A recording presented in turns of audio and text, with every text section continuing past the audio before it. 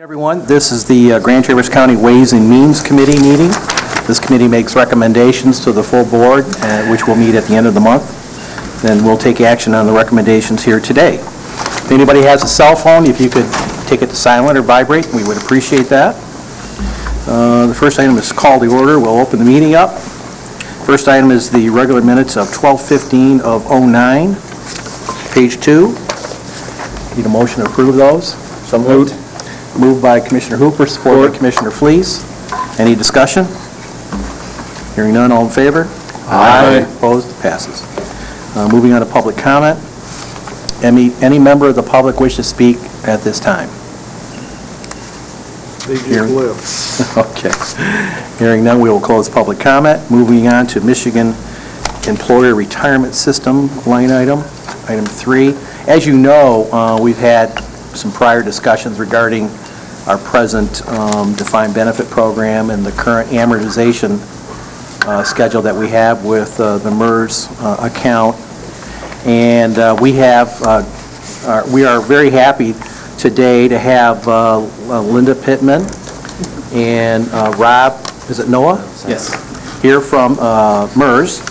And what they would like to do is just give us an overview of our current plan that is in place right now on the defined benefit side. Talk a little bit about the new product that they have available now for counties, which is kind of a hybrid defined benefit, defined contribution program, and which also provides member counties with a longer amortization schedule if they get into that type of retirement program with MERS.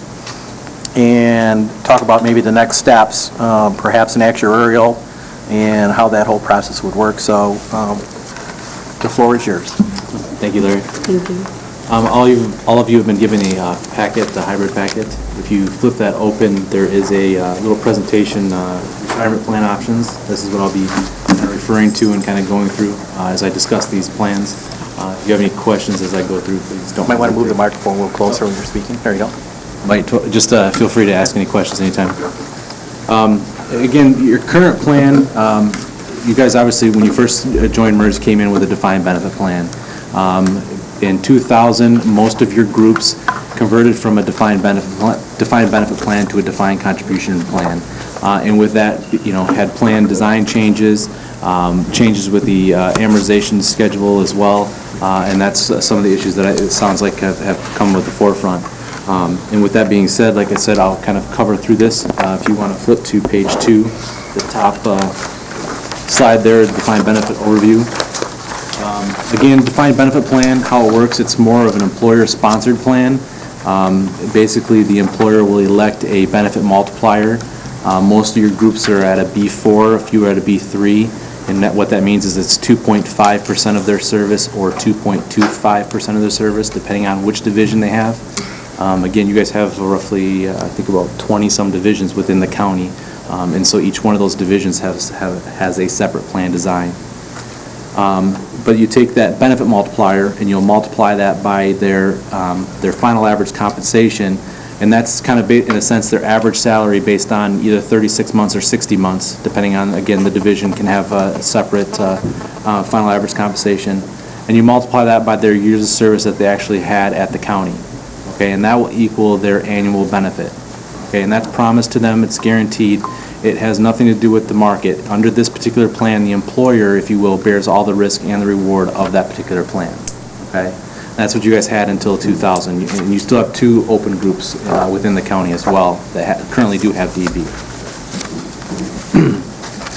With that being said, some of the plan features right below that is the MERS to MERS time.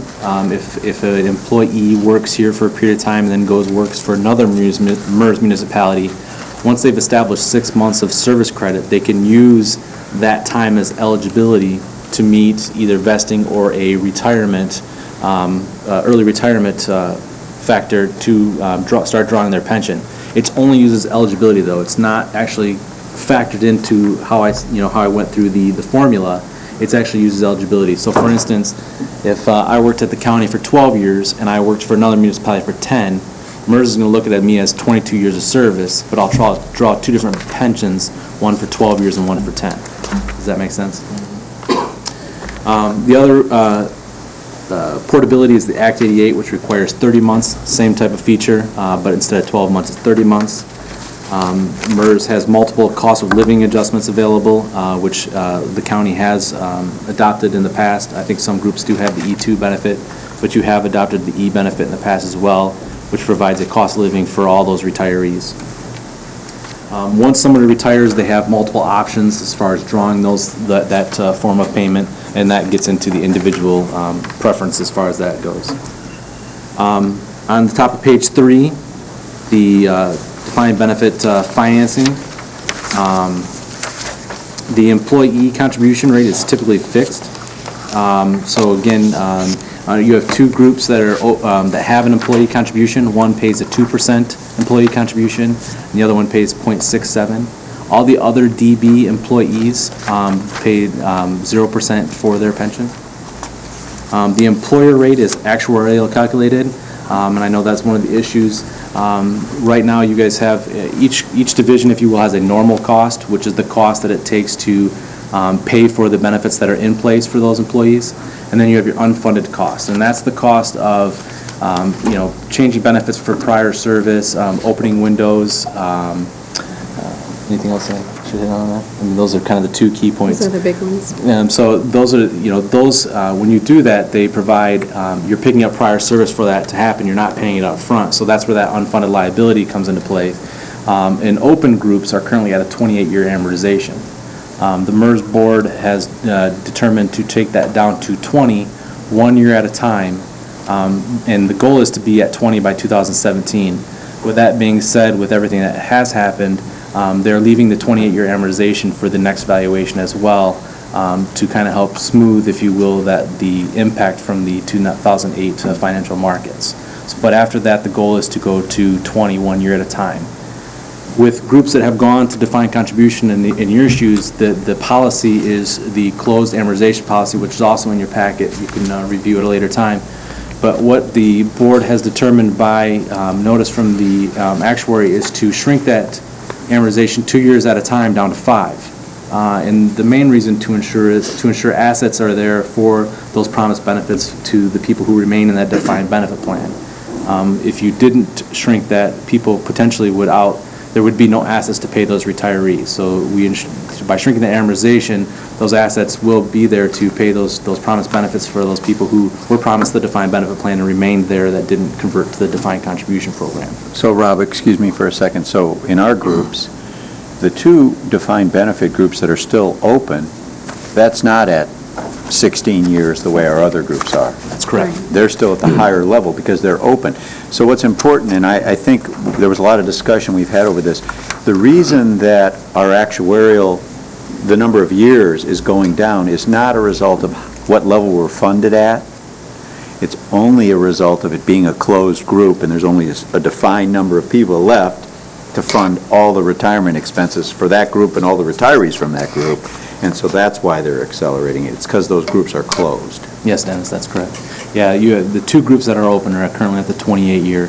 The other groups, all but one, are at 16-year amortization. One's at 18. So then the next valuation, the majority of those will be at 14. The one will be at 16, but the other two will remain at 28. And that amortization policy, as Rob mentioned, is on the left-hand side of the folder that was handed out. So you can see how that policy is written. The shrinking amortization will continue until all of those divisions that are closed, will get to a 5-year rotating amortization schedule. So it won't ever go down to 1 or 0. It'll stop at 5 and then continue to rotate. So you know that. Thanks, Linda. Yeah. If you want to, sorry, go ahead. What do you mean by rotate? Every year, we'll compare assets to liabilities again using a 5-year amortization period. So it'll say, okay, you submitted these contributions, now your asset total is here. We apply the interest or the rate of return that's recognized. And then now this is your total asset pool versus your liability. And then now we're just going to remortgage it, if you will, over 5 years. And that will just keep happening. So our bill will just fluctuate at that point, once we Right. get to 5 years, just to keep it at 5 years. It'll stay at 5 years. You won't see any increases in your liability because of a shrinking period in which to pay it. So that period will lock in at 5. So what happens, you mentioned the amortization period, if it were left longer, you're saying that then the liabilities could outpace the assets and you wouldn't have that to pay for your retirements.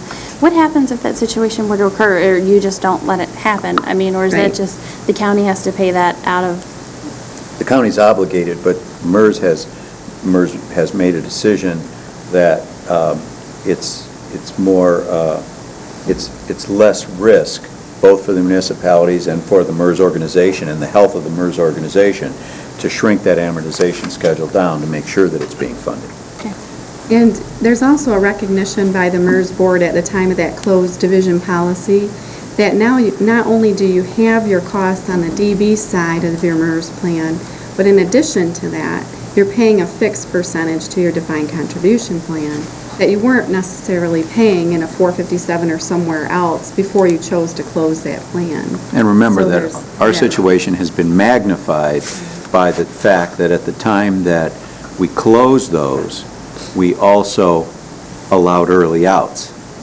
And allowing the early outs took less people out of the payroll pool that were paying for the retirement, and in fact, put them on the other side where they were taking the money. So it magnified the situation. And actually, to further magnify that, there was another window that was offered at a later date. So I there think was- we offered 7 different windows. Yeah, there were several. So it's a temporary increase in benefits to entice people to retire. Okay. With that being said, too, on the bottom of page 4, it talks a little bit more about the amortization policy, just kind of in a summary. Again, you can see on here that new municipalities and some new divisions come in at 25 years, and they'll remain there until the active group catches them. Then they will get on the same path as the open group and eventually go down to 20. And again, the closed group amortization will decrease annually 2 years until it reaches 5. And if you ever become overfunded, you get your amortizations based on a 10-year overfund, or a 10-year amortization for overfunded amounts. So again, that's just kind of a brief summary. The one that's in your packet is a little bit more detailed. So what has brought us to this point is, in the discussion at the board level, has been, we're at 16 years on our amortization schedule, and we're, 55% unfunded or something in that area. So the concern is, we're walking into discussions for our 2011 budget, and we know we got some shortfalls, and with this amortization is a fairly large, significant expenditure on our part, schedule moving forward. And so I think that's driven us to the point where we wanted to open up discussions with the MERS board, and we appreciate you coming on. And, we're really looking at this point in time in terms of options and solutions that, we can take a look at that would help us and as well as help you in terms of where we're at, with our annual expenditure requirements. So go ahead. Thank you. And with that being said, on the top of page 5, where it talks a little bit about the financing examples, this is actually a good one for, not just for an open defined benefit group, but again, we're going to talk about hybrid in a minute too, so you can kind of take this into consideration. Basically what this chart, this is from our actuary, it was put together, but if you take a look at the red line there, that's the employer total contribution.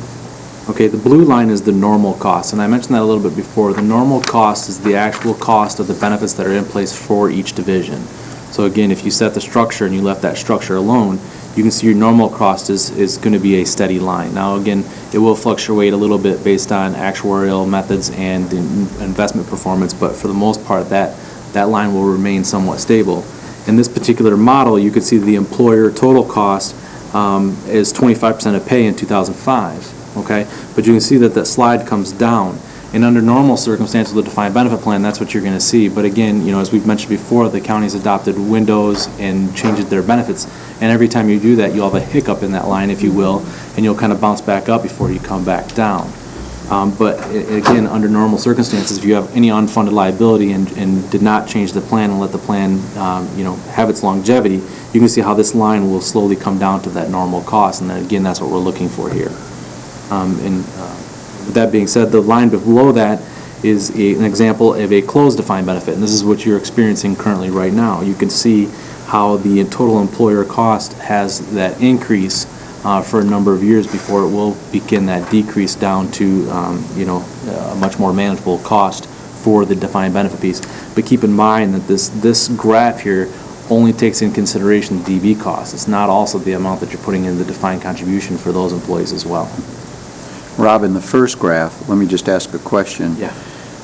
Is it my understanding, or am I interpreting this correctly, that where it says member contribution, you're saying under a open defined benefit plan, the average employee pays about 5% towards it? That's correct. And in our group, out of 20-some groups, or whatever it was, 18 of them pay nothing, one of them pays 2%, and one pays 0.67%. So we're not the norm. That's correct. Okay.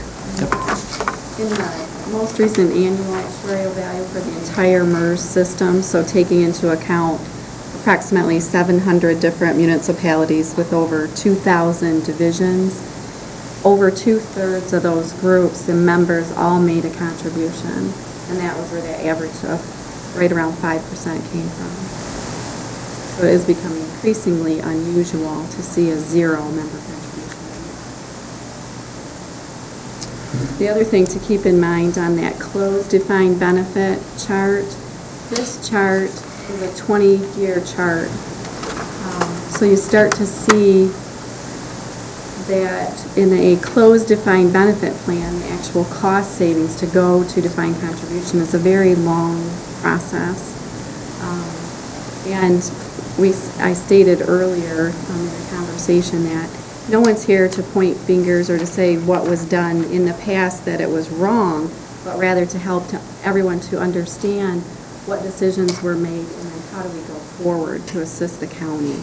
That's really what we're here for. Page 6, on the top there is some pros and cons for defined benefit. Again, you can read that at your leisure. In the few slides to come, there will be one for the defined contribution as well.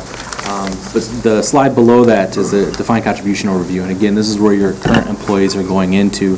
I mentioned before how the defined benefit plan works. The defined contribution plan is more of the ownership is on the employee. They in this instance would reap all the risk or reward under this particular plan. And how it's made up is basically, it's pretty simple. It's the employer contributions plus the employee contributions plus any earnings and or losses that went into that plan and any fees that they have to pay. And at the end of the day, at the end of their career, it's whatever balance they have left. In a nutshell, that's the defined contribution plan. I mean, there's no necessary bells and whistles. Again, they have options when they go to retire. But again, under this particular plan, all the employees reap all the risk and the reward under that particular plan. In the next few slides, we'll kind of discuss that. If you want to flip to page 8, this is where it talks about the hybrid plan. And under the hybrid plan, it basically is a combination of both the defined benefit and the defined contribution. The MERS board and MERS staff worked diligently on creating this plan. It took a number of years. The purpose of this particular plan was to answer the call of both employee members and the employers. The employees were looking for a little bit more stability on the retirement side, and the employers, were looking for that stable rate. So this plan, when we designed this, was to have that in mind. And with that being said, as I mentioned, it makes up both components, okay? I'm going to focus first on the defined benefit piece. Under the defined benefit piece, you have 3 multiplier options. You have basically a 1% multiplier, a 1.25, or a 1.5%. Once that is elected, that cannot be changed, not even through collective bargaining. Okay, and I think that's what's important. When I mentioned before, when I talked about normal cost, when we establish this particular plan, you'll have your normal cost. So in that financing chart, you saw that normal cost line remaining stable. That's the whole purpose behind that. Is once you make that election, it cannot be changed, and we put the barriers around from collective bargaining to go in and change that as well. And Rob had also mentioned earlier in his overview of defined benefit that currently your plans either have a B3 for the closed defined benefit, just to give you a comparison. The B3 is a 2.25% multiplier, And the B4 that's in the rest of your groups is a 2.5% multiplier. The windows that were opened years ago were either 2.8 or 3% multipliers. So just to give you more of a feel of how hybrid has been locked in and how that compares to what your old closed defined benefit plan was. Those three multipliers are more in line with national averages and other public systems in the state of Michigan. So the 1% of the hybrid, the 1.25% of hybrid, and the 1.5% of hybrid, just to kind of give you a comparison. The other caveats of the defined benefit is a 6-year vesting. There's no option under the particular plan. And then, as I mentioned before, that final average compensation is based on your 36 months. There's no option between the 5 or the 3 years. It's 36 months. And that, in a nutshell, is the plan. There's no early retirement riders. There's no window benefits that can be adopted into that particular plan. Once you have established that multiplier, that defined benefit portion has been locked in. Okay, and again, that's what's going to help keep those rates stable. Rob, could you show us on the board, we had a little pre-meeting before we got in here, and I think it would be helpful if you showed them kind of the quick outline of how this thing would look like in terms of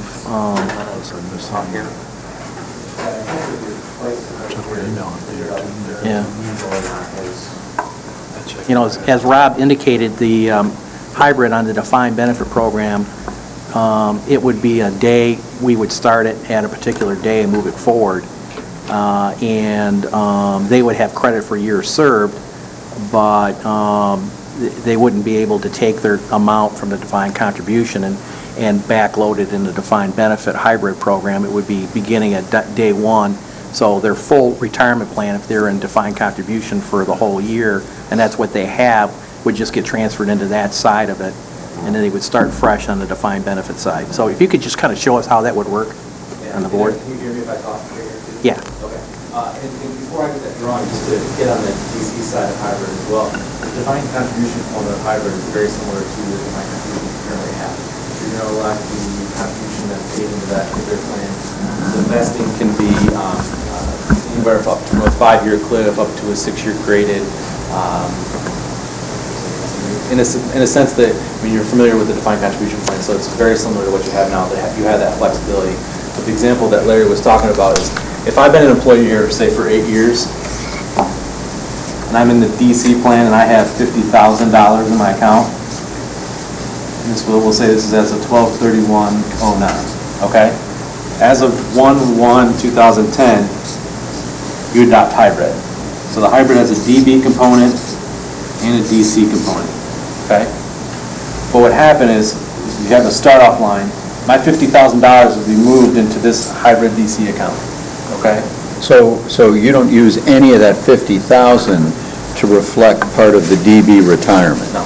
They keep that? Yep, as of 1/1/2010, if I've been here for 8 years, starting on that date is when I move my service forward on the DB side of hybrid.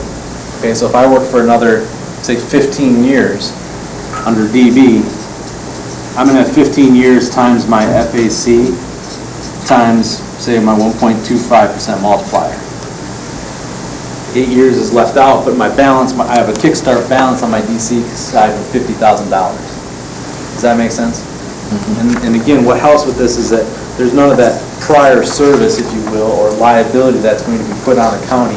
It's going to be on a going forward basis. Rob, on that scenario, that person, if they went to a hybrid, after 15 years on the hybrid, how many years of service would they have credit? Yeah, great question. You would have 23 years total with the county, okay? Under the hybrid plan, though, it's not, I mean, you're really only going to be focused on where you have service on the DB side.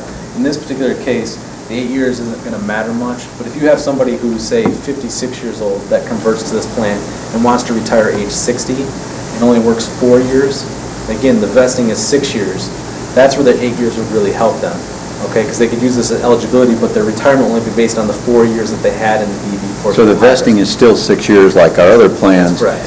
and whatever your prior credit was counts towards the vesting component. That's correct. Yeah, in this particular case, the reason, like I said, it didn't matter is because there's none of the early retirement options on this particular plan. It's just age 60 in the years of service.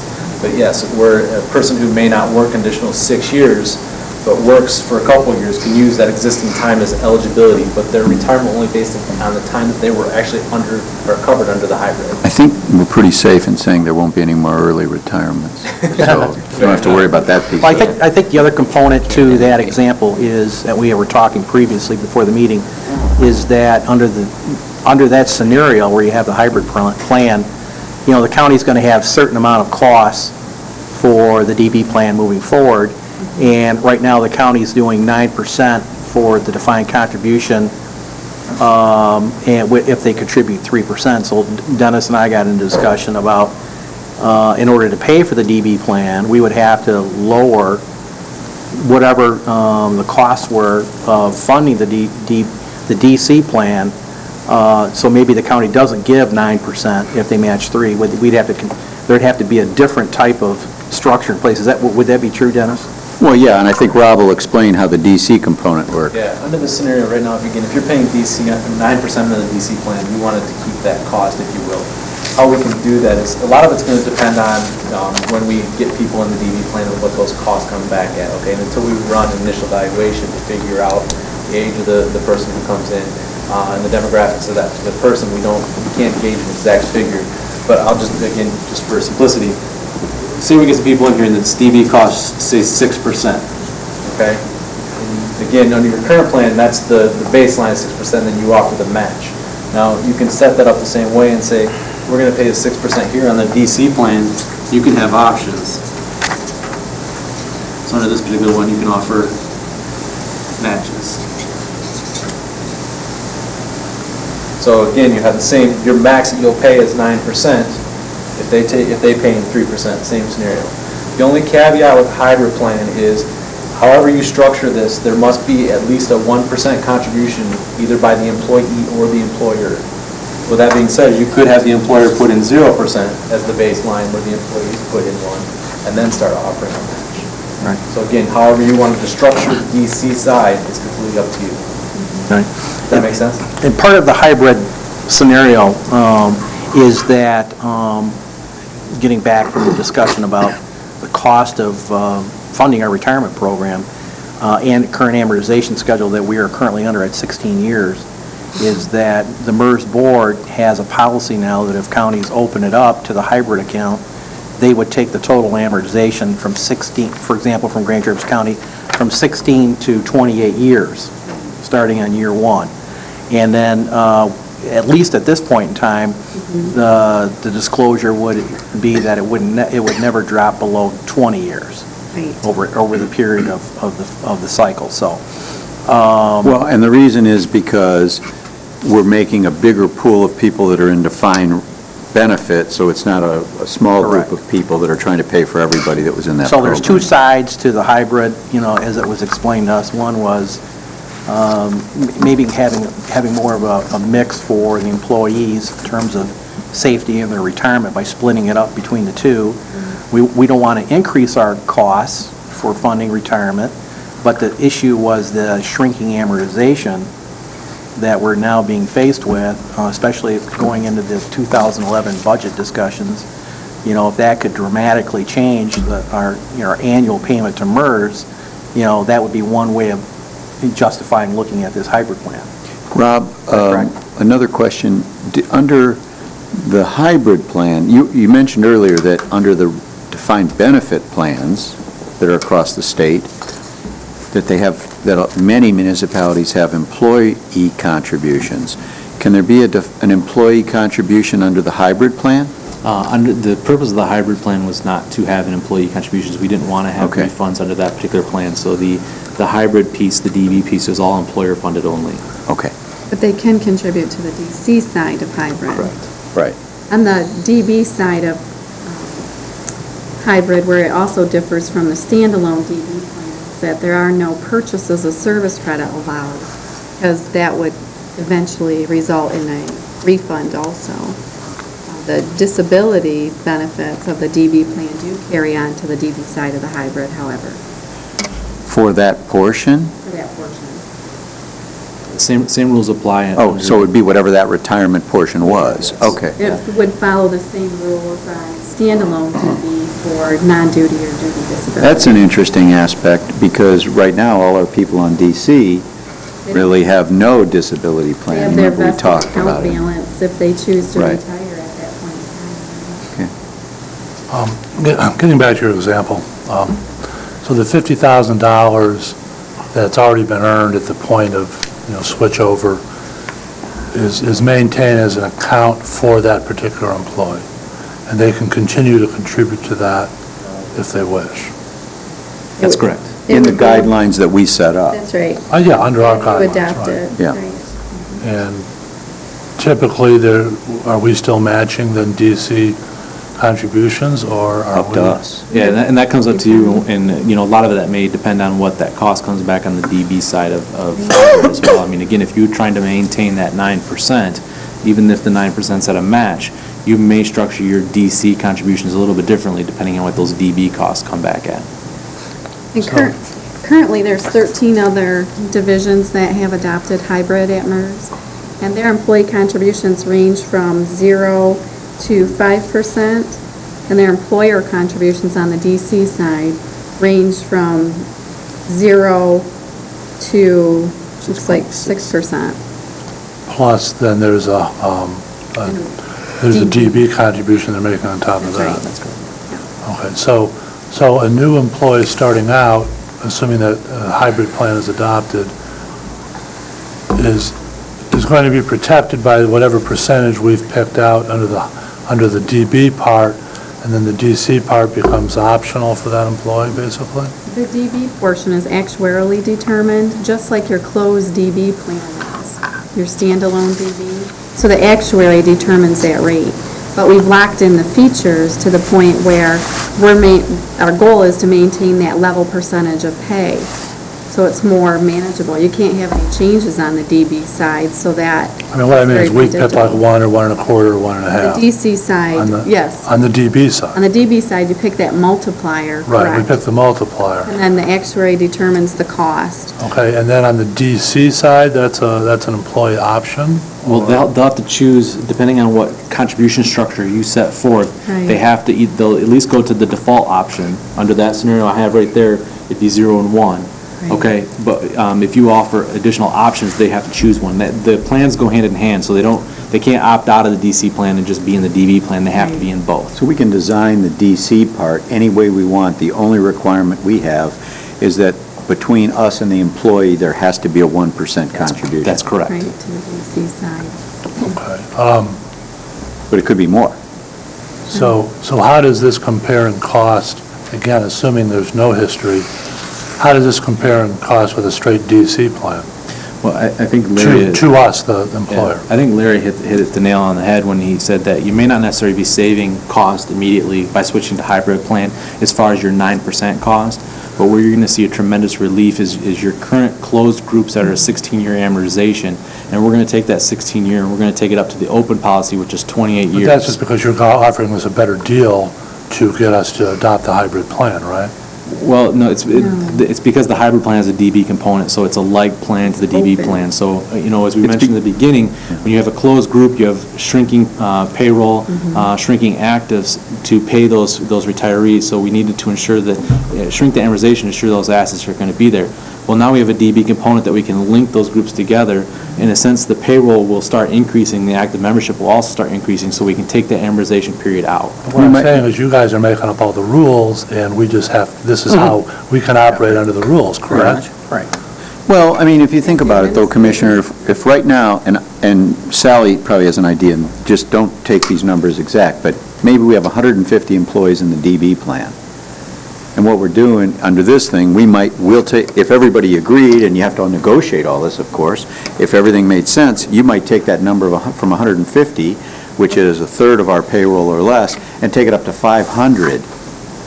Okay, and so what they're saying is then when the actuaries look at that and say, oh, there's 500 employees, $20 million payroll that's attributed to this, it reduces down it increases your contribution to help pay those costs from that small group, and so therefore, actuarially, you can run it out farther and still feel safe.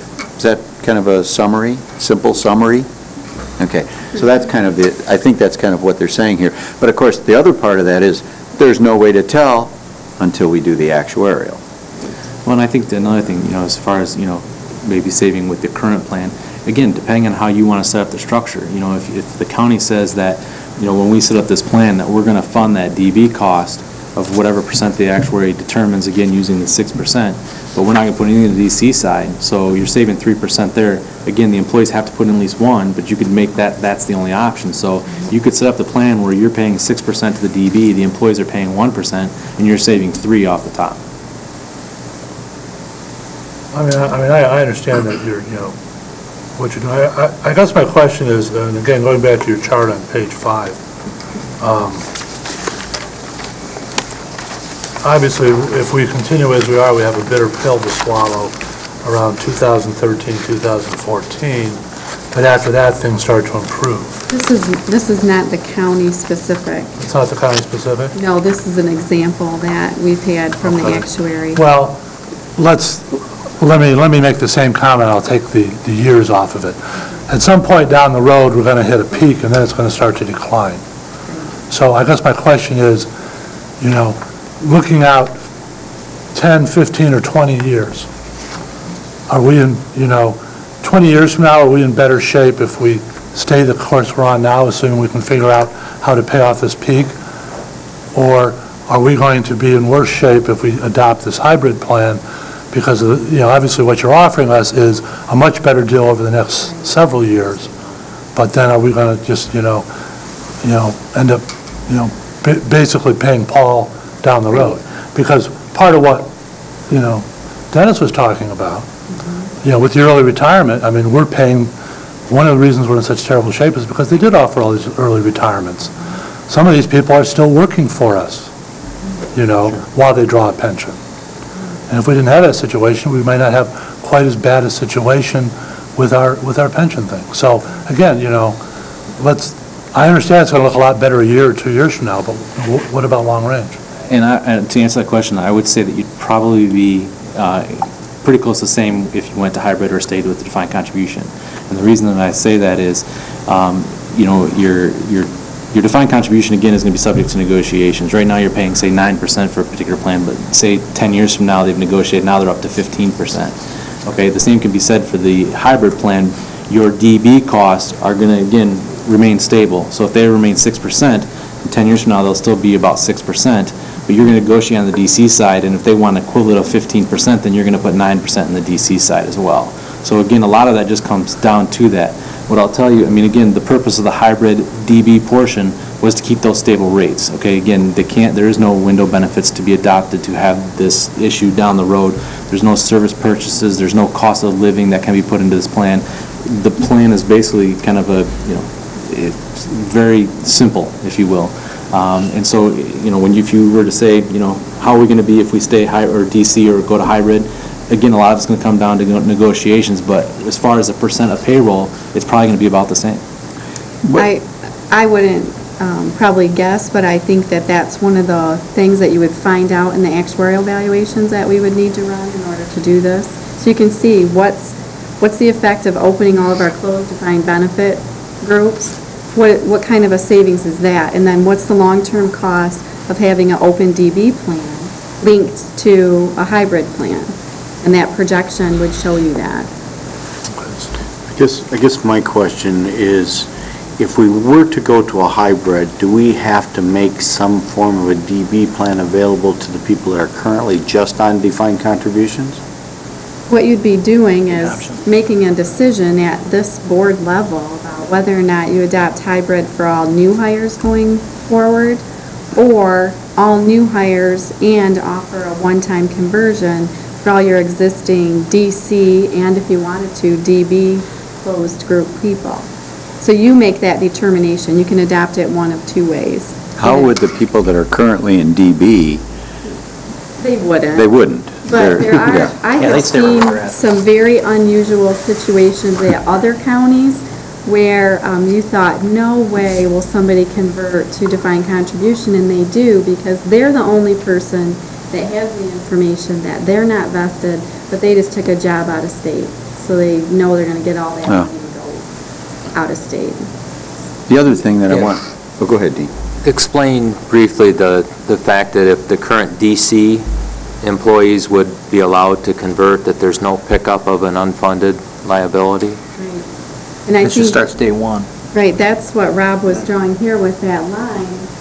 That 50,000 comes down from straight DC, standalone DC, to a hybrid that has a DC component, but then the DB benefit is earned from that date going forward. So the employee doesn't lose any money that they've earned, Right. but they have the potential of a stable retirement source that they know will be there somewhere down the road. Right, and their current service is reflected in helping them to meet the vesting schedule that's set up by the adoption of the hybrid plan. And that also protects you from under the Michigan Constitution, where you're not diminishing anybody's benefit. Part of the reason of presenting this today is sort of set the stage for an option for the board to take a look at in terms of trying to control and manage and perhaps lower our amortization payment for MERS, especially going into the 2011 budget cycle, and we know that things aren't going to continue to improve moving forward from there. And the other item that we had discussed in the meeting briefly, and had had some discussion with Dennis Aloya, is, I think it would be healthy for us to move forward with at least the actuarial to get the information.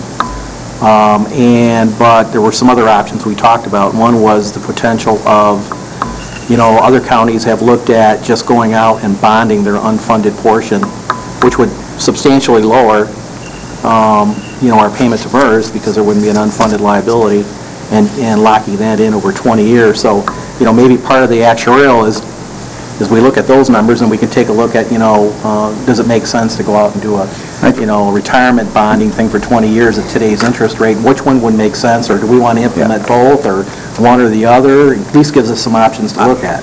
That's kind of where we're thinking. We're thinking we should investigate both options. Because, if we can do a 20-year bond issue for our portion that we have in the defined benefit, in effect, we've locked in the actuarial reduction. Next year we're going to 14, the year after that we go to 12, the year after that we go to 10. So we're going to lock it in, because once we're 100% funded, there'll still be some payments, but it's not going to be significant.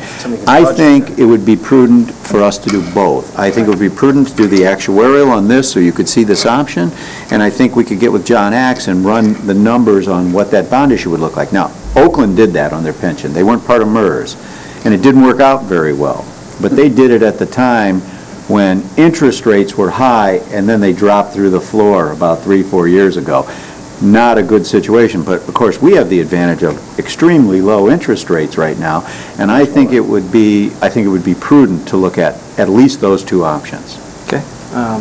Commissioner Friend, did you want to? Oh, that was You're all 15, set? 20 minutes ago. No, yes, I actually do. Okay. Do we have any idea? I'm sorry.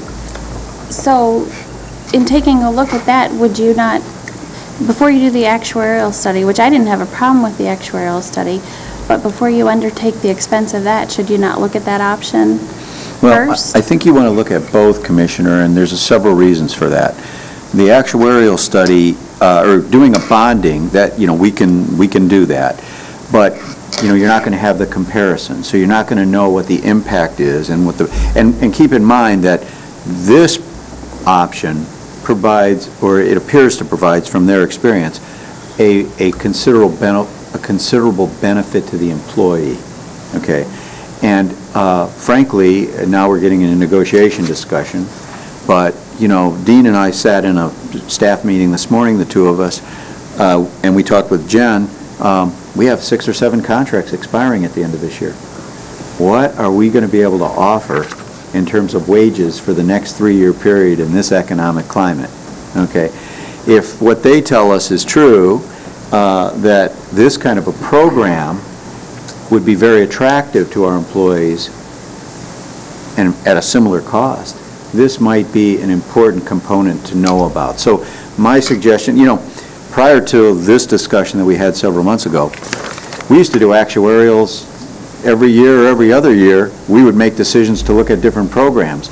But because of the board changing and that, we thought it was important to bring it to you. And my only point is, I think periodically you need to look at options. And so I would do both. That would be my suggestion. I know it's spending some money, but, in the long term, I mean, we're talking about here, I asked Dean the other day, and we don't have exact numbers. He's looking at it, but I would say over the last 5 years, we've doubled our retirement contribution. And we're at about $4 million now, a little over $4 million. If there's a way to bring that under control and get that number, and whether it's by bonding or by this, I think it needs to be looked at. But let me just throw this out to you. If you did both of those, and you found that the relative savings was about the same between bonding and going to this program, and this program provided a much better benefit to our employees, wouldn't we want to consider it? Sure. Okay, so question on the defined contribution portion, the employee still has the ability to invest in different investment options, correct? That's correct, yeah. Right, so how do you factor in one of the benefits with the defined contribution is there's no investment risk to the employer, that the employee takes on that investment risk. How does that factor into this? I mean, through the defined benefit, you're guaranteed basically, to put it really simply, some percentage, right, on your returns. Right. And if they're above or below that, The defined contribution side would still be the same. The defined benefit Sure. That's what side, you would still apply the 10-year smooth recognized rate. Now, the unaudited estimated gross amount of net return, or gross amount of return last year, or '09, is looking at about 17%. Now, that's not a smoothed amount. So once they factor that in, we'll still do that just like we have done with the entire system for the DB side. We assume an 8% rate of return for a recognized rate, and we use a 10-year smoothing of the market rate of return to come to that.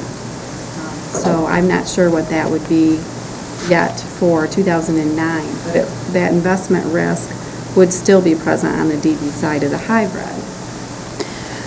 Where you don't see contribution risk is the fact that we've boxed in the benefit features and that there is no refunds, there's no money coming out of the system, there's no increases in liability for purposes of purchasing service credit or changes, people retiring early, there's no windows. Okay. It's everybody retires at 60, as long as they're vested, and they only get service credit if they converted from the DC side at the beginning date of that DB side of the hybrid plan. So all those that's why I features that like would have impacted the defined benefit are gone, all of those changeable. All the changeable things, and if you ever have an opportunity to review the annual valuation or look at the benefit structure from a historical point, here it's pages and pages of changes that have happened since the first inception of the county coming to MERS, which I believe was in 1966. I can remember back in the 80s and 90s when I was in Marquette, there was never a contract that we weren't negotiating an E-rider, there was always something, and eventually what happens is everybody goes from a B2 to a B4 Absolutely with right. an E, rider or an E2 rider, and it's a point of negotiation. In this case, Takes that there's right out nothing of to there. negotiate because when you sign, that's all it is. Okay, I just have one or two more Yeah, go questions. Dean, did you bring us the actuarial analysis? Was that before the board, like in August, I think it was? It was probably around then, and it was just the idea Sally and I presented. I guess we requested that we look at the hybrid plan, but to do that, we had to have an actuarial valuation done to determine what those, initial contribution rates would be for 14 different bargaining units or 12. Yeah, to answer the question, And- Commissioner Friend, what happened is that it did go to the board, and it went down 5-4.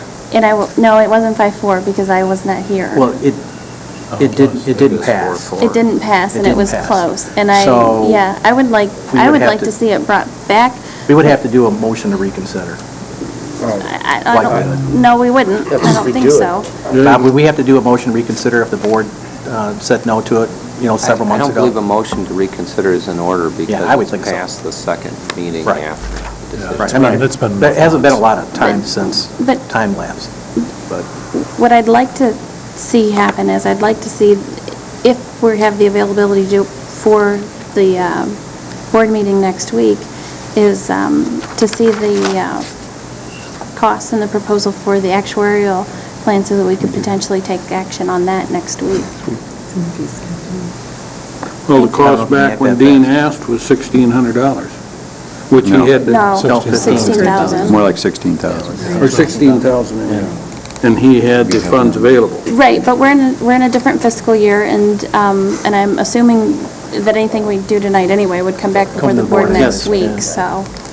I can get you that total fee cost later this week. I guess we can bring it back next week then. All right, Commissioner Richardson and then Commissioner Wheelock. Do we have any idea, a number on what our unfunded pension liability was on?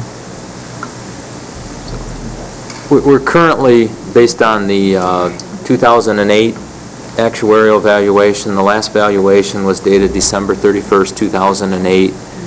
We were 50% funded. The unfunded liability was approximately $39 million.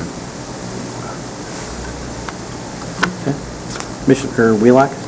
I guess, I'm a little hesitant because I sat here, doesn't seem like it's been that long ago, and had people tell me how great it was going to be for our employees if we went to the defined contribution. Well, then shortly thereafter, the stock market took a big dive, and long-time county employees lost a lot of money. And that worries me. So, when we sit here and we say, if we do this, it's going to be so much better for our employees. I sat here and heard those same words, 6-8 years ago, so that concerns Well, me. let me clarify, you heard it more than 8 years ago, because I've been here 8 years. Okay. I just want to be Whatever. clear on that. Well, You didn't hear it from me. I've been here longer than that, so. But the point is that, it's real easy to sit here and look at numbers based on what the market is today and what today's thing is, but those things change. So we have to really think about this, because it not only affects decisions of this board and our budget, but it affects the budgets of our employees, our past employees, and our future employees. So this really cannot be something we make a decision based on something really fast, rush through, make sure we have numbers or something for a meeting next week. This takes some significant Well, study to but understand, all we're doing next week is I understand that, and numbers to do the I study. certainly support the idea of finding out about the actuarial. It's just, this whole decision process needs a lot of time and some time to absorb the information. Could we get a motion on the floor to reconsider? You do not need a motion to reconsider. Why? Bob just said it's been longer than 2 months under your rules. I think what you're looking for is a motion to go ahead with the actuarial Right, stuff. so we don't need a and motion to reconsider recommendation to the if regular. it's been past 2 months? Yes. Okay, all right. We need a, Well, is the board ready for a motion? I think what Beth was suggesting is that we put it on the agenda for our meeting next week. Yeah, because I haven't looked back at that information. Since we're going to do that, since we would take action next week anyway. Okay. So rather than have rushed through a vote right now, why don't we just put it on the agenda for next Direct week and then we staff can talk about to it? bring the numbers And and... bring some more information so we can have a discussion Right. about it. So somebody want to make a motion on that fact? You don't need a motion. It doesn't You don't need a motion to put it on the agenda.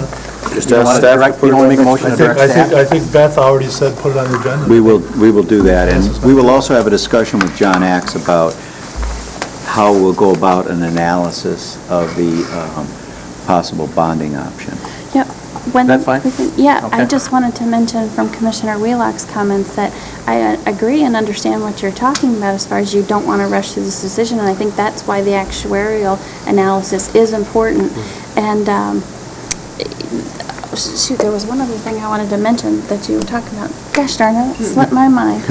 Well, remember other that things. even if we go through this whole analysis and you decide that you want to move this forward, it all needs to be negotiated. Not only that, but And that was my next question.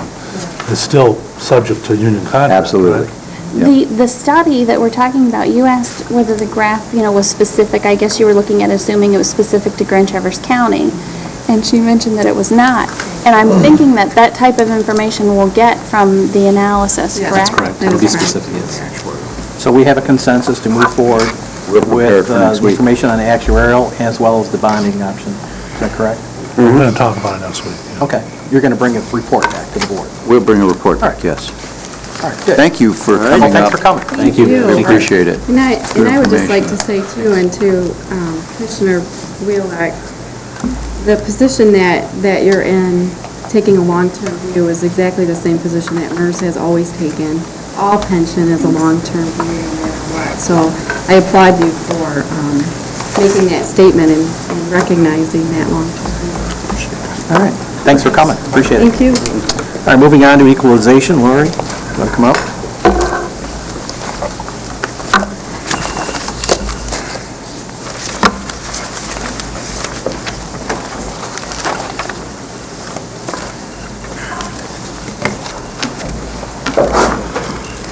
Just for your information, I indicated this was the recap of the All 4018s, and that is a recap of the equalization studies that I'm required to submit to Lansing December 31st. And one of the things that I wanted to talk to regarding equalization, the Equalization Department equalization studies in general, is we've had some significant changes. Jennifer Granholm, by executive order, abolished the State Tax Commission and the State Assessors Board and created what is called the new State Tax Commission. The new State Tax Commission is located in the Department of Treasury and consists of 3 members. All of the members need to have at least 5 years of experience in real estate. And one of the members has to be a certified assessor at least a level 3 or higher. In addition to that, Action 4 advisory committees were also established. One called the Education Advisory Committee, the Certification Advisory Committee, the Level 4 Work Group, and the Assessor Discipline Advisory Committee. And as you would expect with a major change like this, we're seeing a lot of changes that affect the Equalization Department as well as local units of government. Another item I think is worth noting, Public Act 96 of 2007 created a legislative commission on government efficiency, and that was intended by the legislature to establish a bipartisan group of private and public sector employees who would bring a new look on how to address the growing budget deficit in Michigan. That report is called Charting the Way Forward, a Path Towards Fiscal Stability for the State of Michigan. And one change this commission recommended was a constitutional amendment that would alter the distribution formula for revenue sharing, which would restrict what local governments could do with that revenue sharing and what counties would receive in terms of revenue sharing. Another area that's really impacting our department currently is what is called a 14-point review process, whereby the state evaluates the assessing practices of a unit with regards to compliance with the General Property Tax Act and commission rules. Most recently, the commission has used what is called an abbreviated process known as a mini-review to evaluate assessing practices in the state. The rate of failure in Michigan for the 14-point reviews, which have been conducted, Hoover's right around 35%, and the failure rate for the current mini-reviews that they've done in 2009 was 52.69%. This is obviously not acceptable and the reason for a lot of changes being made to assessing in Michigan. An example of a 14-point review question is pursuant to MCL 21110C, please identify which of the following assessment records are utilized and maintained by the local unit. Appraisal record card system, personal property record system, tax maps, land value maps, economic condition factors, and current year assessment roll. What the state does is simply check to see that the law is complied with in the local unit of government. If you get the MTA magazine or read it, one of the Local View articles recently said If local is local assessing the next reform target, township boards need to work harder to earn the right to keep assessing local. We were ordered as a department this year to do one-year sales studies, a change from the past, and I'd indicated that in previous board meetings. But with all those changes, we still submitted our equalization study December 31st as required by law. If you, I'm going to just kind of go through briefly our studies that were submitted to the state. If you look at the recap, which is the first page, which is the agricultural class, it shows an increase of 0.02%. Last year, it was a minus 1.06% decrease. If you read Forecasting Our Future, a regional look at the economy put out by the Record Eagle, they had a section on agriculture where they state farming is one of the bright spots among the state's struggles. Market value of farm products that sold in the Grand Traverse region found Grand Traverse at $419,244,000 in 2007, which was a 69% increase over 2002. Michigan's top fruit production counties rank Grand Traverse County fourth in tart cherry production. In Michigan, 25,600 acres are in tart cherry production. However, ag is only 2.56% of the county's value. We also, on the next page, showed that same information in graph form. The next class is our commercial class. That is projected to be a minus 7.65% decrease. It was minus 0.39% decrease last year. In commercial, our commercial class is 18.8% of the county value. And following that is also a graph showing the same information. The next class is the industrial class, and that is projected to be a minus 0.10% decrease. It was a minus 3.62% decrease last year. Industrial is 1.78% of the county value.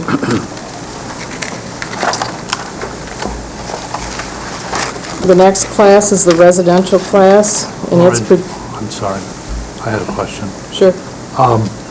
When you talk about these percentages, this is just the real property, right? Does not include any personal property. Correct. Okay, thank you. The residential class is projected to be a minus 6.51% decrease. It was a minus 1.42% decrease last year. The residential class is important because that is 72.36% of the county's value. So it is probably the class with the most impact. We don't have a timber cultivar class. We do have a very small developmental class, and that is projected to have a minus 14.35% decrease. It was a minus 0.68% decrease last year. The developmental class is 0.01% of the county value.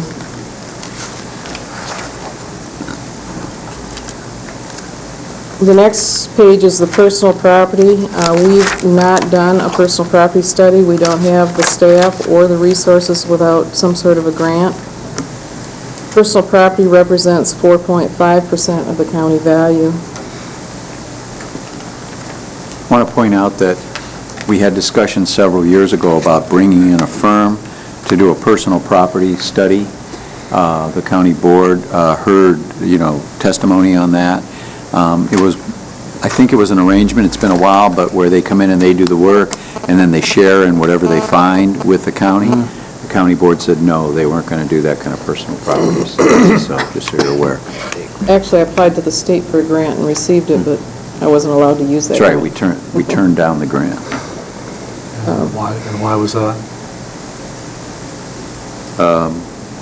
You'd have Mainly to ask pressure from the county board commercial. why that was. So what's that involve? The personal property study? Personal property is a self-reporting. If you're a business owner, you report your particular assets.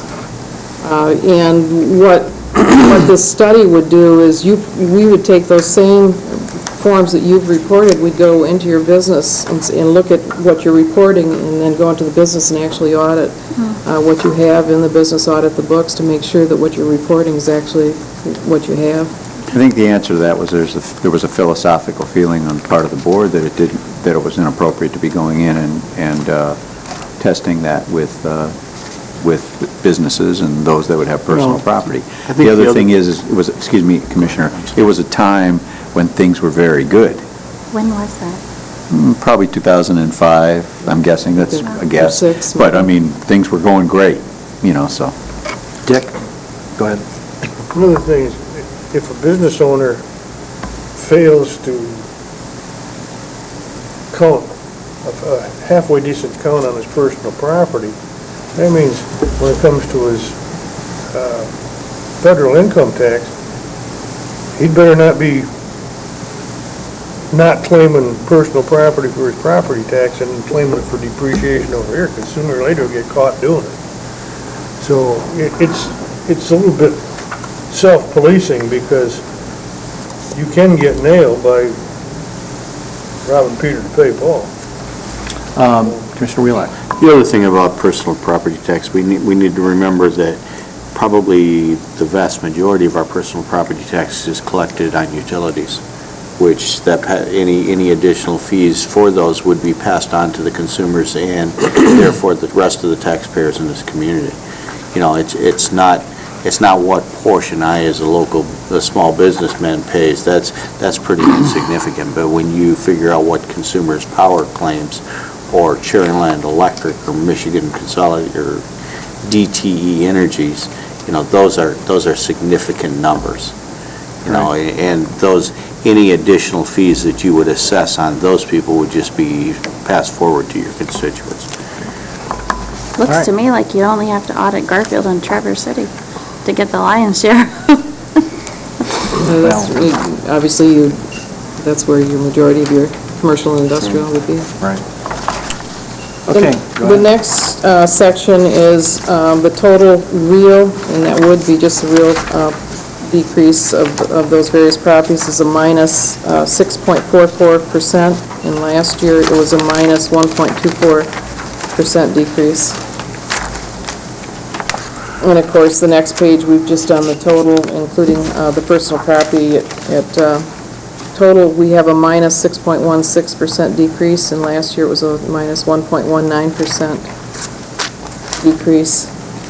The next view indicates pretty much the same information you've seen, except we've compiled it by class to give you an indication by class is what we were seeing in terms of ratios in our various classes. And the last page, again, just a different look at our information, and compiled is a total.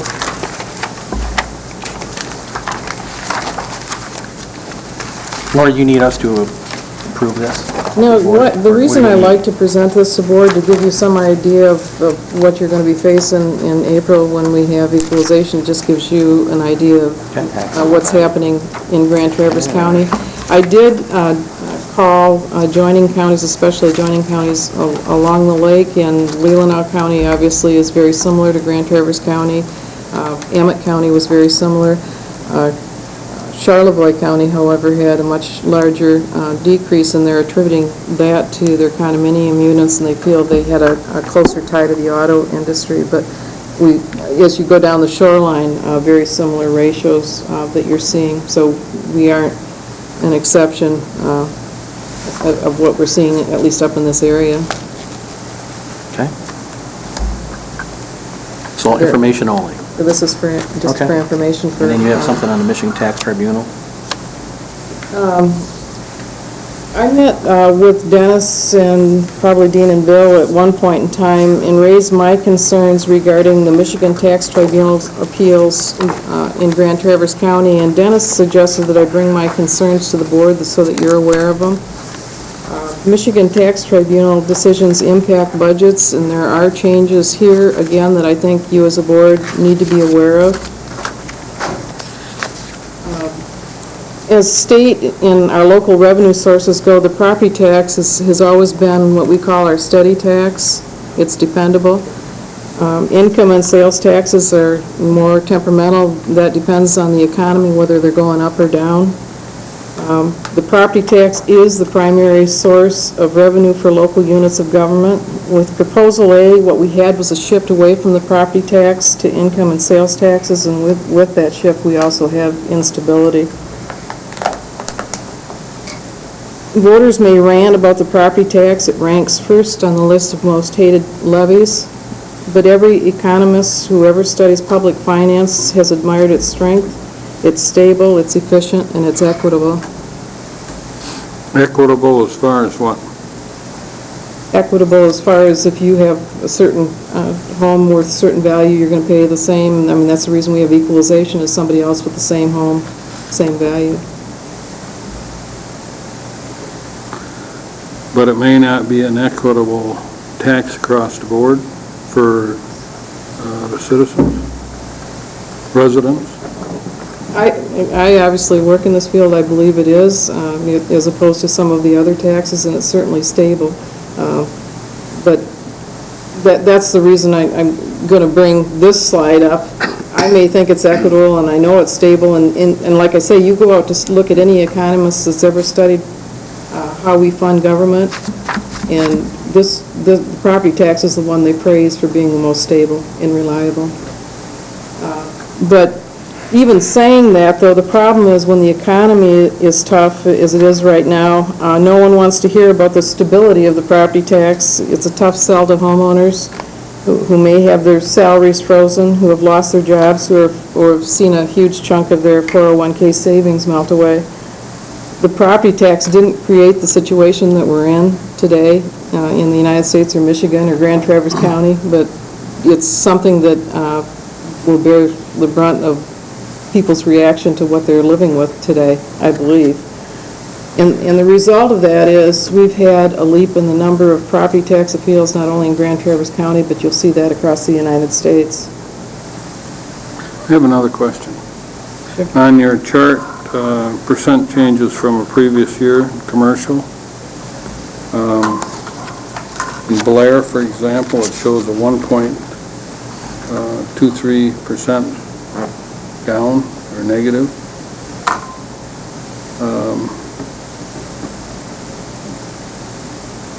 So, for example, you could say a property's value is decreased by 1.23%, Blair, from the previous year? Overall, in that township, there will be that percent decrease. You could have some decrease less. In fact, you could have some increase, but overall, you're going to see that percent decrease. It doesn't mean it'll reflect in the property tax they pay, because that's where Headley gets involved. Yeah, there's a lot of other things that are involved. Well, I'm talking about value of the property itself. If you look at your though. taxable value in Blair Township in the commercial class, you're going to see that percent decrease this year overall, at least. Well, what I'm getting at is, say if you have an appraisal, even an older appraisal, the appraisals, I've noticed as of late, don't even begin to match the true value of the property. You know, the SEV is half of the true value of the property, correct? Supposed to be? Right, but a change that you're seeing in recent requirements for an appraisal, which, you know, you can argue one way or another, they require now that a foreclosure be at least one of the comps has to be a foreclosure. So you're going to see, and you've seen our articles in the Detroit Free Press, Detroit News, on people's reactions to some of those appraisals coming in and how accurately they don't necessarily accurately reflect the market. And that's what I'm trying to say here, is I think the SEV doesn't realistically, in Grand Traverse County, represent the true market. That's why we do studies, and, you know, that's why we're seeing decreases. Pardon? That's why we do studies every year and why you're seeing decreases. But your decreases are minute compared to what's really out there. And the proof, I think, may be in the pudding when you approach a financial institution for a loan. You show them your SEV or your taxable, and they say, oh no, we hired an appraiser, and there's a significant difference, and you don't get the money based on the SEV. I hear what you're saying, but I also got to tell you that our studies are based on sales. But the time frame might be a little different than what you're talking about, because our time frame ends September 30th. You could be looking at a sales that have occurred past that date. Our time frame ends at a certain date, but our studies are based on actual sales, and what we look at is to see whether those assessments, how those assessments relate to those sales, and they're supposed to be at 50%. And that's how we come up with what type of reduction they are. They are based on sales. Well, but we also don't do a study on every property. You know, so It's a sample. An appraisal is going to be much more specific to that property. It's a sample that we do, so it's not going to reflect perfectly. But Dennis, if you do 10 appraisals, or 20 appraisals, and they're significantly lower than the SEV, there's something not correct. Well, There's an error someplace. all right. But you've answered my question, thank you. Okay. Let's see. When assessed values fall, the tax base also is going to shrink with it. There's less money to spend for public purposes, and even if local units of government go to what they call fees for service, in other words, you're going to go to a park, if you're the one using the park, you're going to pay to go in because you're the one using it. Any of those that you try to replace the property tax with is never going to fill the void by the loss that we're seeing in the property tax.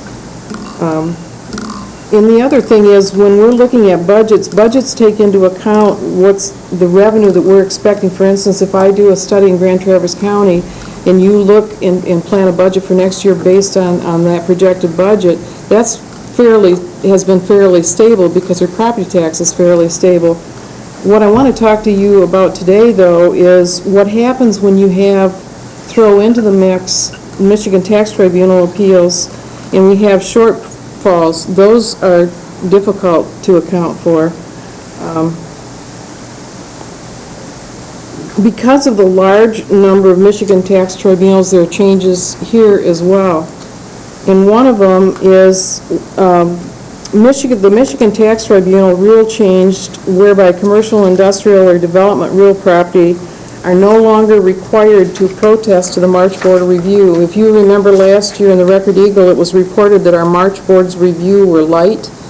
That was a true statement, but what wasn't said there is, like Paul Harvey said, the rest of the story, all of those appeals for our commercial industrial came in later. They didn't have to go to Board of Review. So indeed, we had the most appeals that we've ever had in Grand Traverse County last year, even though it was reported that our boards of review were light.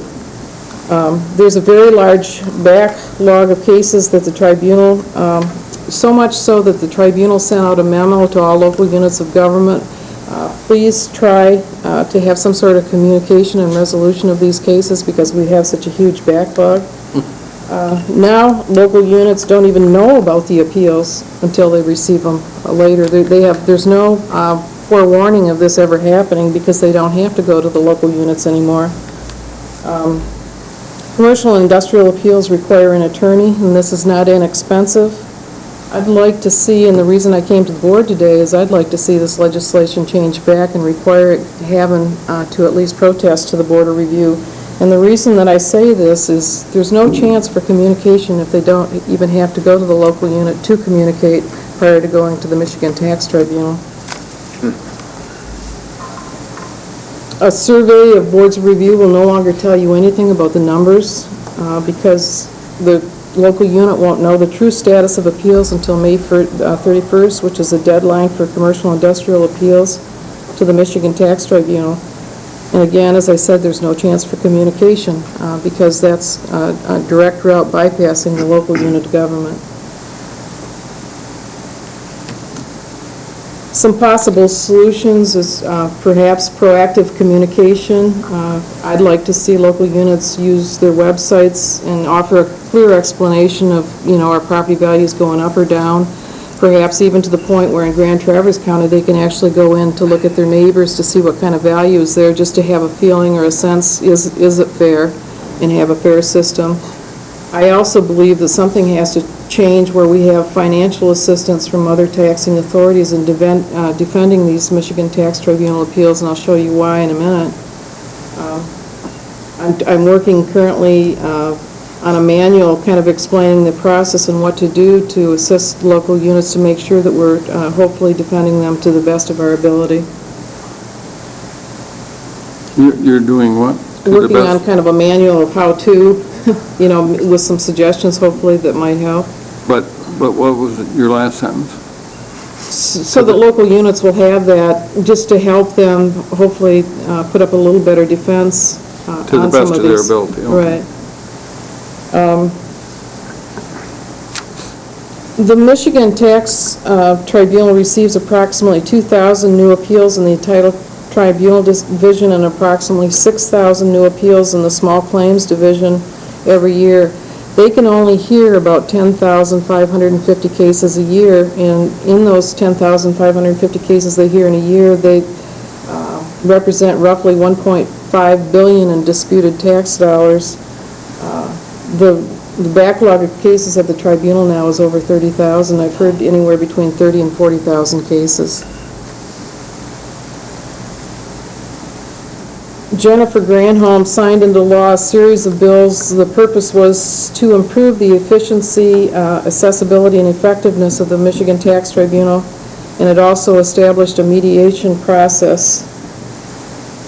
The act also made changes to the composition of the tribunal in the Small Claims Division. Of the 7 members, 2 must be attorneys, 1 must be a level 4 assessor, 1 must be a certified real estate appraiser, and 1 must be a certified accountant. I think more than anything that the governor or the legislator can do, we locally must work to cooperate on Michigan Tax Tribunal appeals. We have jurisdictions that share the same taxpayer. In the interest of fairness, equity, and cost, we need to work together. To give you an example, we have, and I'm just giving you a small example, but it gives you the idea that we have Walgreens, Cherryland Electric, Michigan Consolidated Gas, Family Video, Myers, Kmart, McDonald's, Wendy's, and the list goes on of taxpayers that are common to more than one unit in Grand Traverse County. If we don't cooperate, each unit of government has to defend that appeal themselves. It does cost more money if we don't work together, and I think it's unnecessarily more expensive.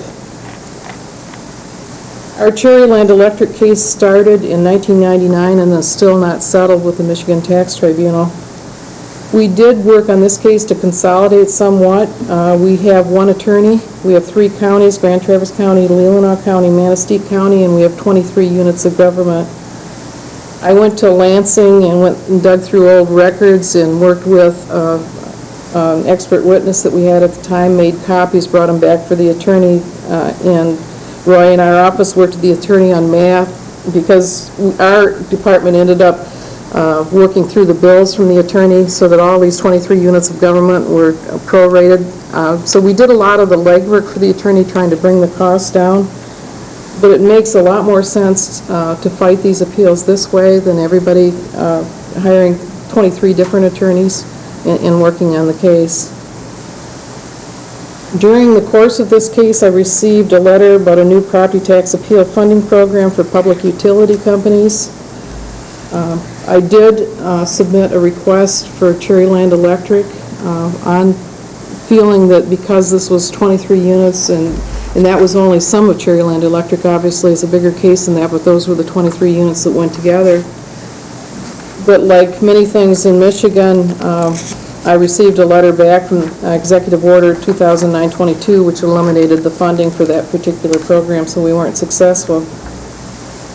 In another big case, which we consolidated for defense, was the Michigan Consolidated Gas Company appeal.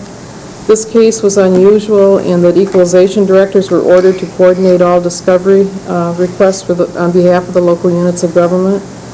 There were 50 units involved. We met in Grand Rapids and had presentations by Dick Reed, who had represented Oscoda County and Iosco County, and he also represented Wayne County and others.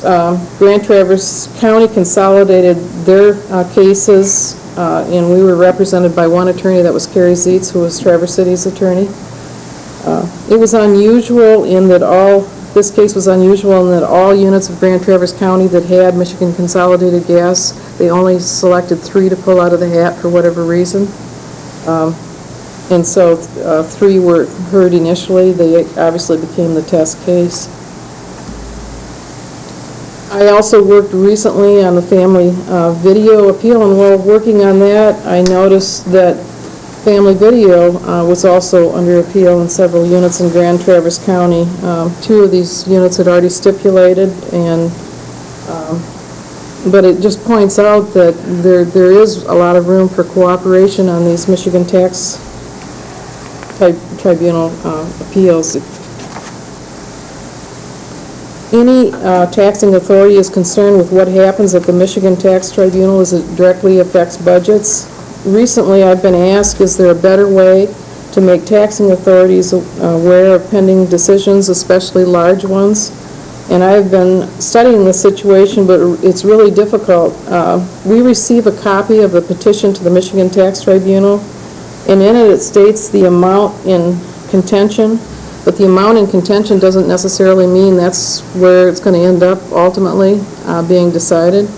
But what we're doing now is developing a database where we're going to put all of this information in, so if someone comes in and asks the question and I get this question repeatedly, we can at least go through and do an analysis on the worst scenario. Hopefully it would be better than that, but at least we will have a database, but I don't have that database completed yet.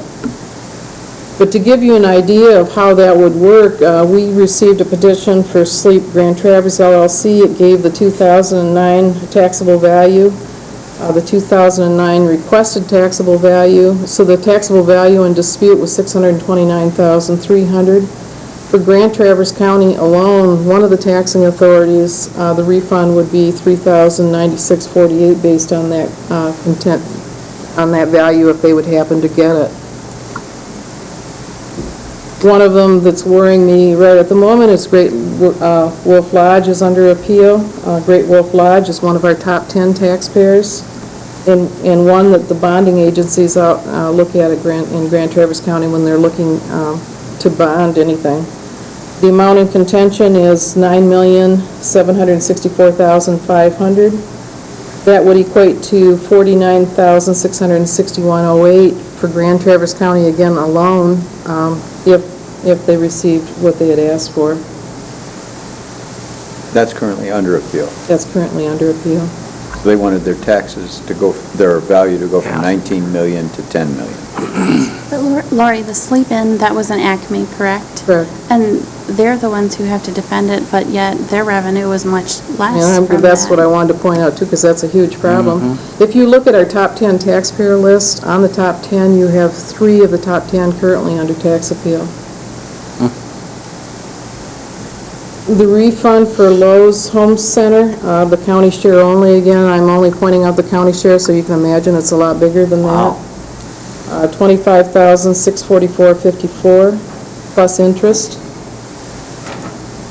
The Cherryland Mall appeal, the refund $3,416.10. Again, this is just the county share plus interest. So the problem with these are, we put our tax estimate together as best we can for the year 2010, but we might have to go back and pay all this back for 2009, plus interest. Or 8. Or 8. And there's no source of funds for that. That's just, and I guess that's what I talked to you about a couple weeks ago. The most difficult part about this is we may not even know until it gets to the tax tribunal that these are being challenged. And secondly, sometimes they're stipulated to by the local units of Well, government. we might, as you we said, might not know Commissioner. until we get the thing ordered to refund, right, Bill? Right. Auto Owners Insurance Company, the county share only, a refund of $6,527.68. The interesting thing about many of these appeals, if you study them, is many of them are done by the same companies, especially Hanneken, Miller, Schwartz, and Cohn, LLP. Many of these firms work on a contingent basis, so there's no risk at all for the property owners at all. And so there's no money that they have to worry about up front, but the local units do have to worry and do have to defend. And many of the local units don't have the resources that these big firms have, or the money. When you had settled value, is that stipulated at the township level, or is that through the tax tribunals? Almost every case that we have that's a commercial nature is stipulated. But you know, the firms that you just had listed, and you said there's no cost to the taxing entity, those firms are private enterprise engaged to make a profit. And I don't think that they would go through all that work if they thought there wasn't an error there.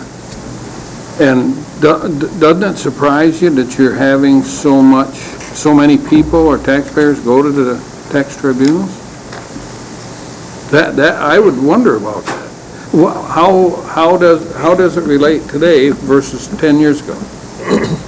Well, Or as 20 I years ago. indicated, our economy obviously is a different source. We didn't have this 10 years ago. We didn't have this issue. I don't 10 think the years ago. economy has anything to do with it. Oh, I do.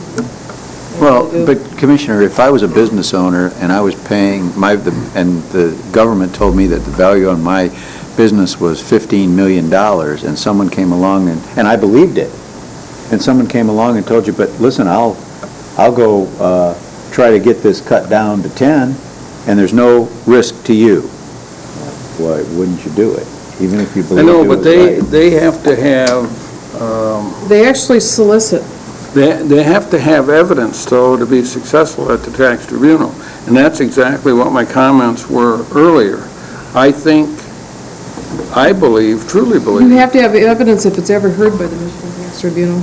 Right, and so if the local unit of government stands to only save $1,000 or lose $1,000 Why would they by contest fighting it, and it cost them $50,000 to fight it, why wouldn't they stipulate to it? So in many cases, and that's what we were expressing our concern, in many cases, there's no risk to the business to go and fight it, and the local units that have to pay for the cost can't afford to defend it, so they're more likely to stipulate it, sometimes without any evidence. Dick?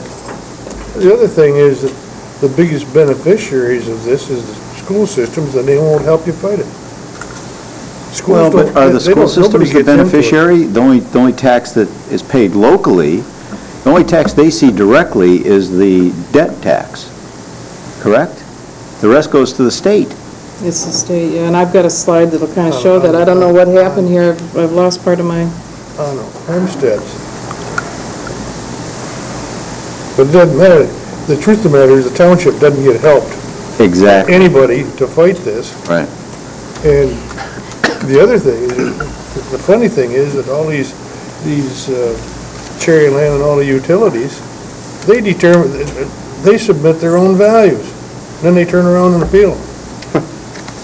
Because she doesn't have the people to do it, and the townships don't either. So they accept the numbers that come in from the utilities, and then they turn right around and go to tribunal. yeah, but a lot of these are real properties, not personal property. and personal, they're both. Well, I know, That- they're both, Michigan but when Consolidated Dick's was talking personal. utilities, The big- utilities are The big amounts generally for the personal. utilities, the big amounts for the utilities is personal. But the mall and that's real property. Yep, exactly. The state is, I have to apologize because I can't figure out how to quite get this back up to full screen, but the state is really aware that this is a problem, and they sent out a memo requiring notification of a local unit whenever appeal is made to the Michigan Tax Tribunal where the taxable value in contention is over $10 million, and any appeal that is challenging taxes on constitutional or statutory grounds, because what was happening was, we had a case in Whitewater Township that ended up affecting the entire state of Michigan. They were never aware of it, couldn't get involved in the appeal, so what they're requesting is that local units that are aware that this is going to happen, give them at least an opportunity to come in and help them.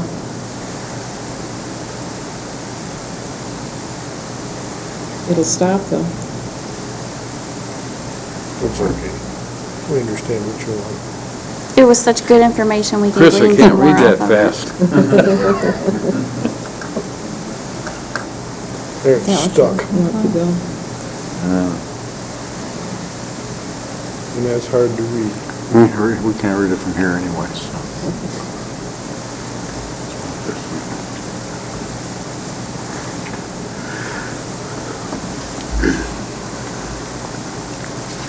Well, I think commissioners clearly understand the issue. Right. I may not Yeah, agree with right. it, but you understand Well, whether we kind agree of the with, dilemma. whether we agree with property tax, personal property tax is a complete different situation.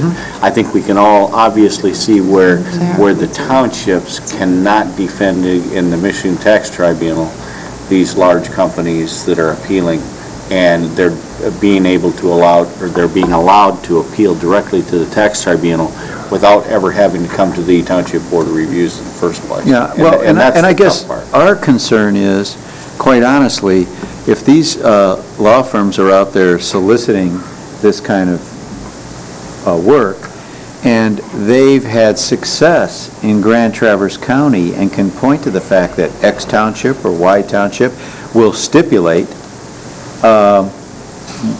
I mean, do you think that maybe that has some bearing on, whether people decide to go or not? And that's a worry for us when we look at tax revenues. If we get a reputation of laying down on these things, and it's understandable what the townships are doing, are we going to see more of them? I guess that's the question. I don't think you know a county within a long distance from here that doesn't do the same thing. They're all in the same boat. In fact, Well, most of them are worse but off than we are. They can't Well, afford- I they can't understand afford that, to but my defend them. point is simply, we're a lot like a lot of people a lot of the time, but that doesn't stop us from doing things differently. Commissioner Frank. I can remember many times sitting at the township board meetings and looking at something like this where I knew it was going to cost us more money than we would ever gain back from it. And sometimes you have to make that decision to move forward because you know that it's the right thing to do. But I've always kind of wondered why there wasn't some statute or regulation that, the other taxing authorities didn't have to also pay into that defense. And when I was thinking about it, I thought, well, you also don't want to pay for townships who decide to fight something that is a ridiculous claim that shouldn't be legitimately brought to the tax tribunal. So I was wondering, why isn't there a statute, a requirement, or why don't we, or however it would work, pay, into the cost of defending it only upon successful defense of that taxing. Do you see what I'm saying? So if a township went ahead and said, no, we're not going to lay down on this and we're going to, plead this out to tax tribunal, so forth, they incur the cost. If they are successful, then the costs that were expended could be divvied up between the taxing authorities. If you look, I've put just an example of one of our tax bills. This is a non-homestead tax bill. The amount of the tax bill is $149,426.17. The local unit, if there would be an appeal on this, only receives 1.68% of that tax bill. And that's kind of what Beth is talking about. If you look at the school portion, the school state portion is 61.97% of the tax bill, but there's no legal defense from the state on any of this, or any of the other taxing authorities. In defense of some local units, other units might assist on some of these appeals, but there's also no requirement that they're notified that there's even an appeal. So you could have taxing authorities, and like I say, we have them currently. The only time that we know there's even been an appeal or a decision made is when you're ordered to refund. So, you know, for example, then, if a township were successful in defending that, then the county would then fork over, say, if it was $10,000 to defend it, you know, $2,000. Sure. What a mess. The townships do have one item that they were given to help in the property assessment process, and that's an administration fee of not more than 1% for assessing ad valorem property taxes, collecting property tax levies, and handling review and appeal matters. In Grand Traverse County, 8 townships and 1 village levy a property tax administration fee, and that amounted to $442,263.50 on this year's 2009 tax bills. And some of this money can be used by the local unit for defense of Michigan Tax Tribunal appeals. But obviously, as you can see, not all of our units do implement a 1% administration fee. So by the park.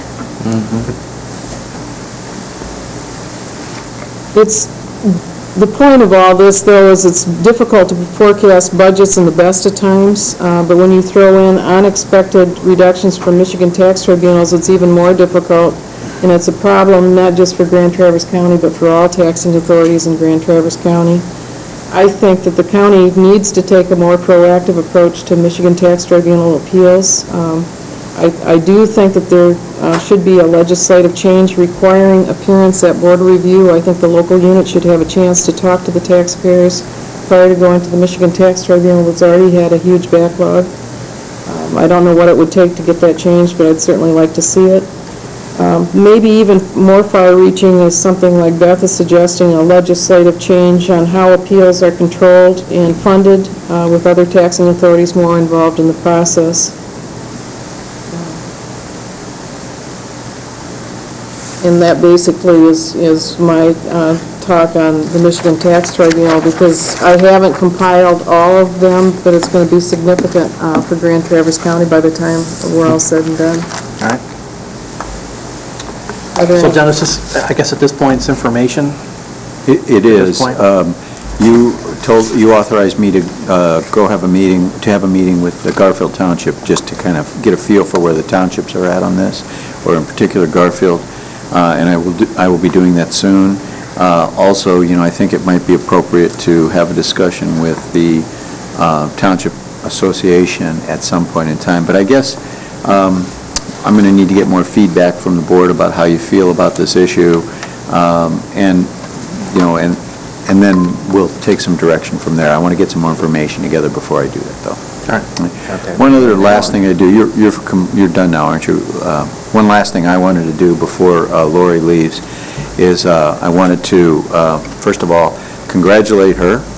Lori has just celebrated her 15 years anniversary here in Grand Traverse County. And I think I can tell you from my experience, there's no one that I've worked with as an equalization director who has a better technical understanding of the issues that we face, or understanding this. And I know she's looked at across the state as a leader in this area, in this field, and people regularly look to her for guidance. She's extremely competent when it comes to understanding this part of the county government. And so I want to congratulate her for her 15 years and thank her for her service to Grand Traverse County, and we have a little gift for her. All right, cool. Just like Christmas. Yes. Bill's upset because his wasn't wrapped. And that looks bigger. Bigger box. Well, she knows what it is. She chose it. Thank you very Hopefully it's a much. clock or something. Thank you. Congratulations. Thanks for the report. Congratulations. Oh, I'm curious. Okay, moving on to the treasurer's report. Bill? He's upset that he got a paper box with tape on it, but That's because you put Dick in charge of wrapping it, what's that? the paper box. Yeah, Sarah's in charge. We used colored tape. It was gray, but it was... Good evening, Bill. Yeah, good evening. Bill Rokas, Grand Traverse County Treasurer. Time's up. Fine, whatever you want. But I'll get just a little presentation. What I gave you in the packet is just for information, but I want to go over a couple of items with you. What you have is the latest history for the past 10 years for the Delinquent Tax Revolving Fund, and a projection of the upcoming settlements that I'll be having in March with the local units. The main reason I brought you this at this time is that it looks like we will have to borrow this year for the delinquent tax revolving fund. And that'll be the first time we've borrowed since 1991, almost, I think it's 18 years ago. I mean, it's not set in stone yet, but it's looking like we might have that possibility. You remember last year, we were also a little bit short in our cash availability to fund the delinquent tax revolving fund. But what we did last year was we delayed the payment to the county because we were only short about the amount of the county delinquent taxes. So we delayed the payment to the county, made the payments to all the other taxing units.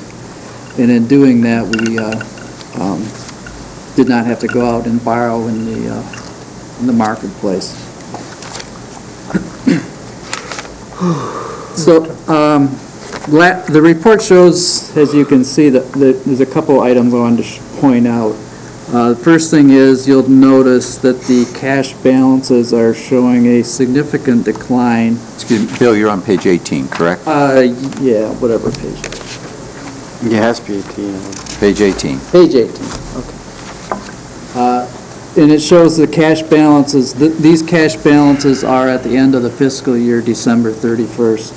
So in 2009, December 31st, we had $4,780,000 in cash balance in the delinquent tax revolving fund.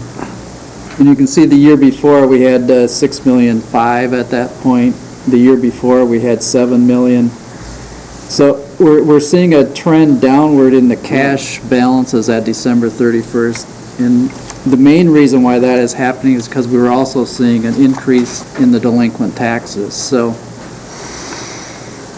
what we're seeing is a change of assets. We used to have cash at this point in time in the delinquent tax cycle. Now we're still holding on to those delinquent taxes. So what is that creating is that when I settle in March, we still have a lot of delinquent taxes outstanding, where in the past we had cash available to pay those. So I believe we're going to be short this year when I settle with the townships, but we won't know for sure until we actually see those settlement numbers.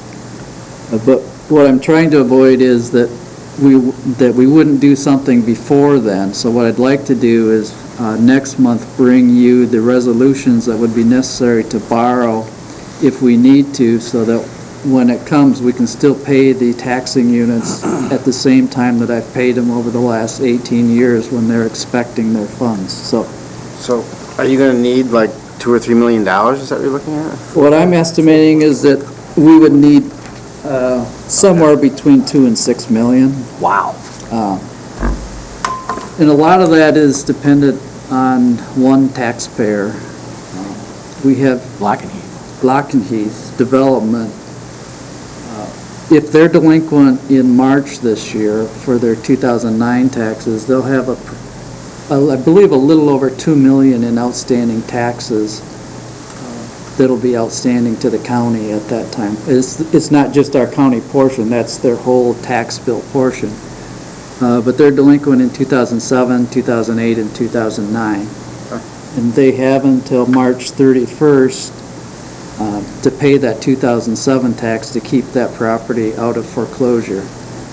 So if they don't pay, then that has a pretty significant impact on our cash available to make these payments. And if they haven't paid it, then the borrowing may be a little bit on the higher side of my estimate. If they do, if they come forward, or whoever has mortgages on those development come forward and make the payment, then we'd probably be more likely at the lower end. And Bill, you said just the 2007 for them is almost $1 million. Almost $1 million.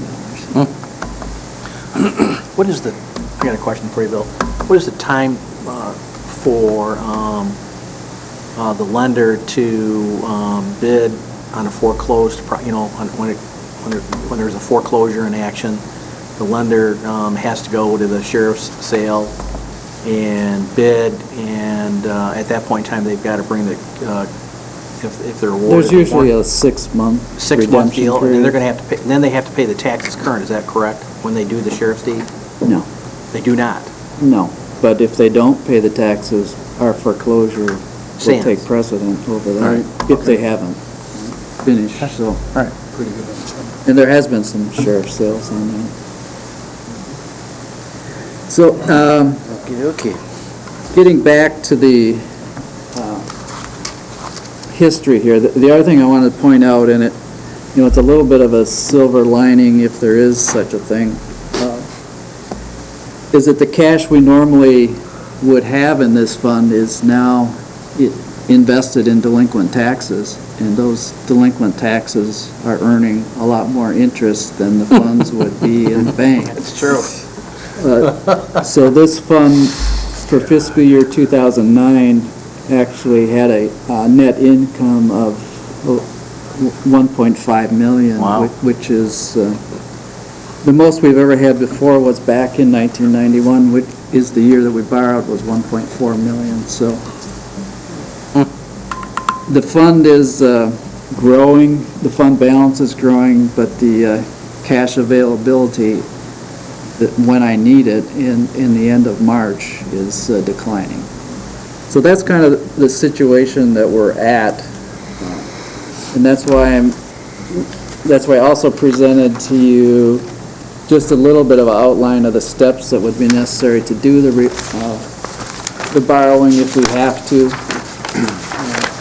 It would be prepared by John Axe, our financial consultant, and they would present the resolutions. They told me they would be able to draft the resolutions to have at the next Ways and Means meeting.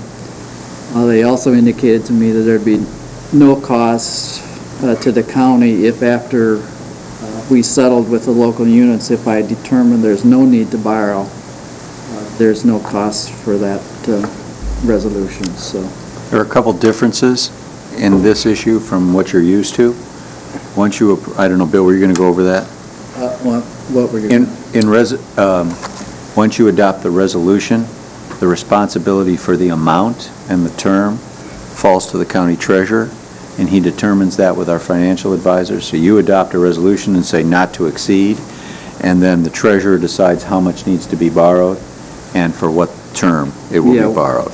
The resolution that would come to you next month would have a maximum amount that you would authorize me to go out and borrow. And these will not, these are not regular bond issues. They're called what, Bill? Well, they're delinquent tax notes, Yeah, and they're they're different. taxable. They're not tax exempt notes. And these are usually quite short-term notes.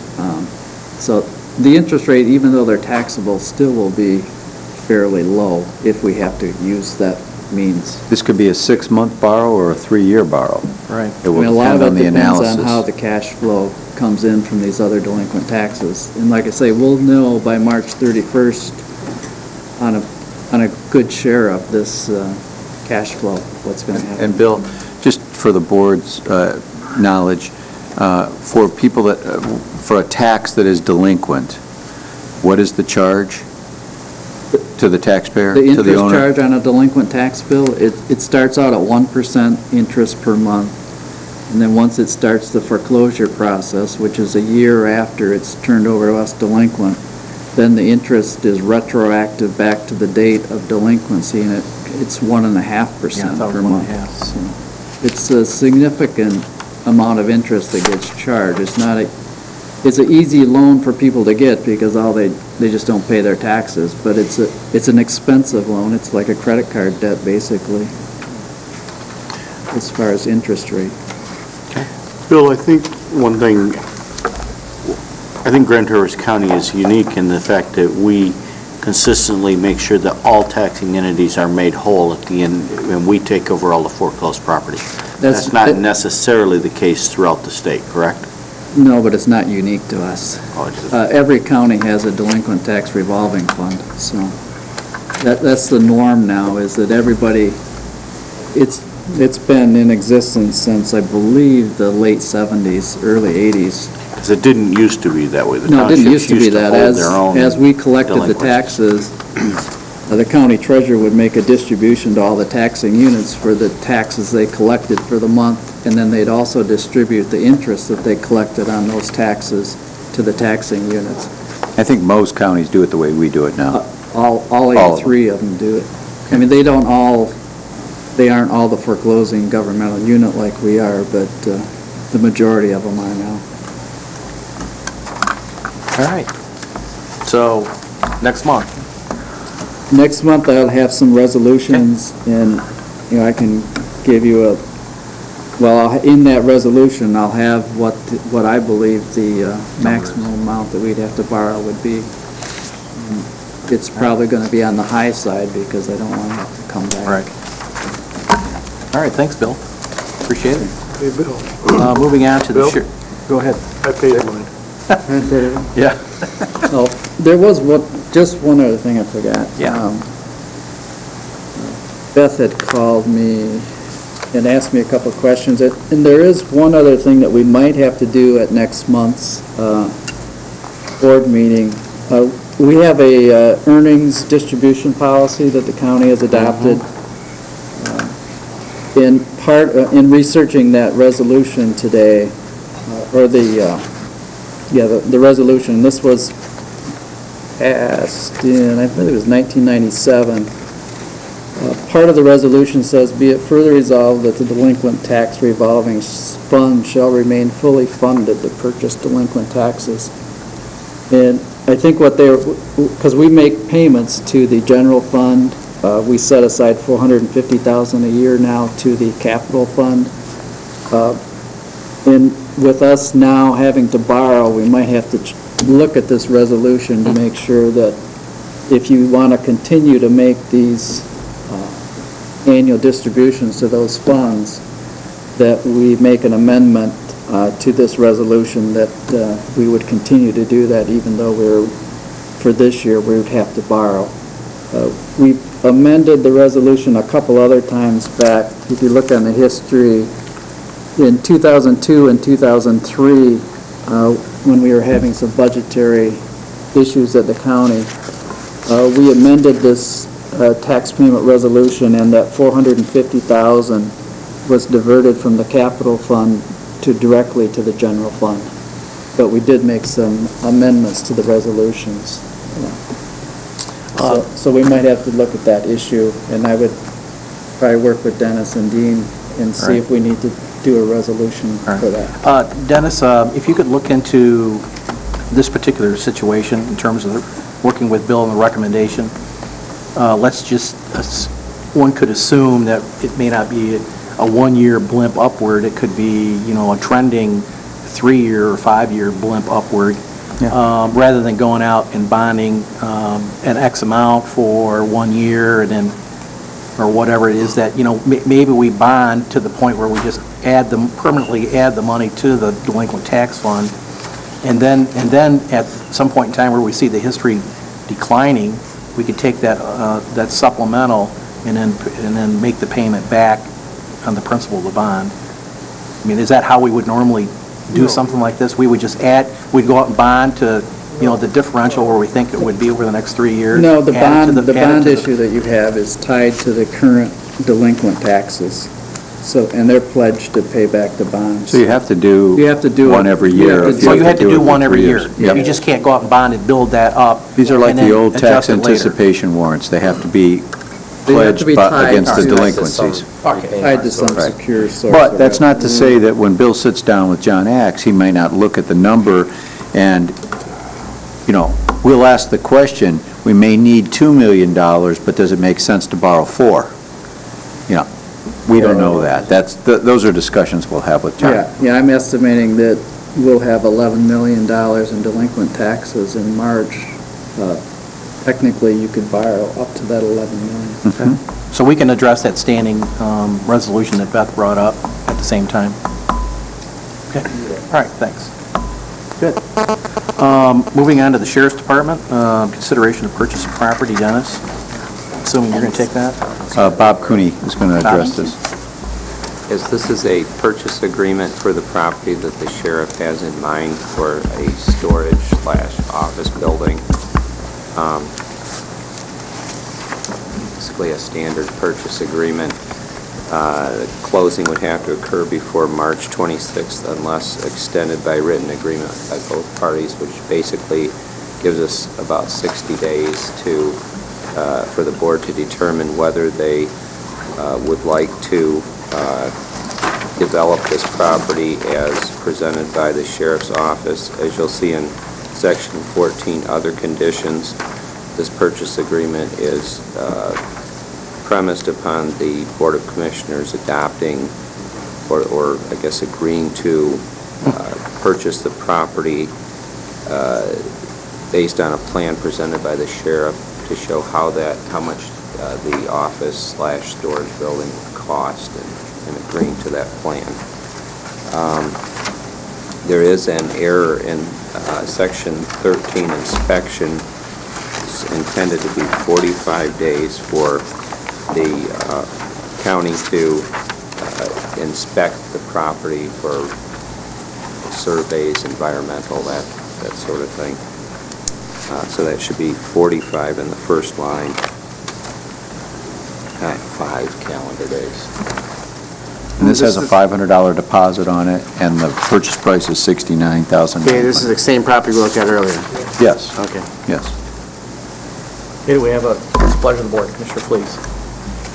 I would move that we authorize the sheriff to execute the purchase agreement for the vacant land. Support.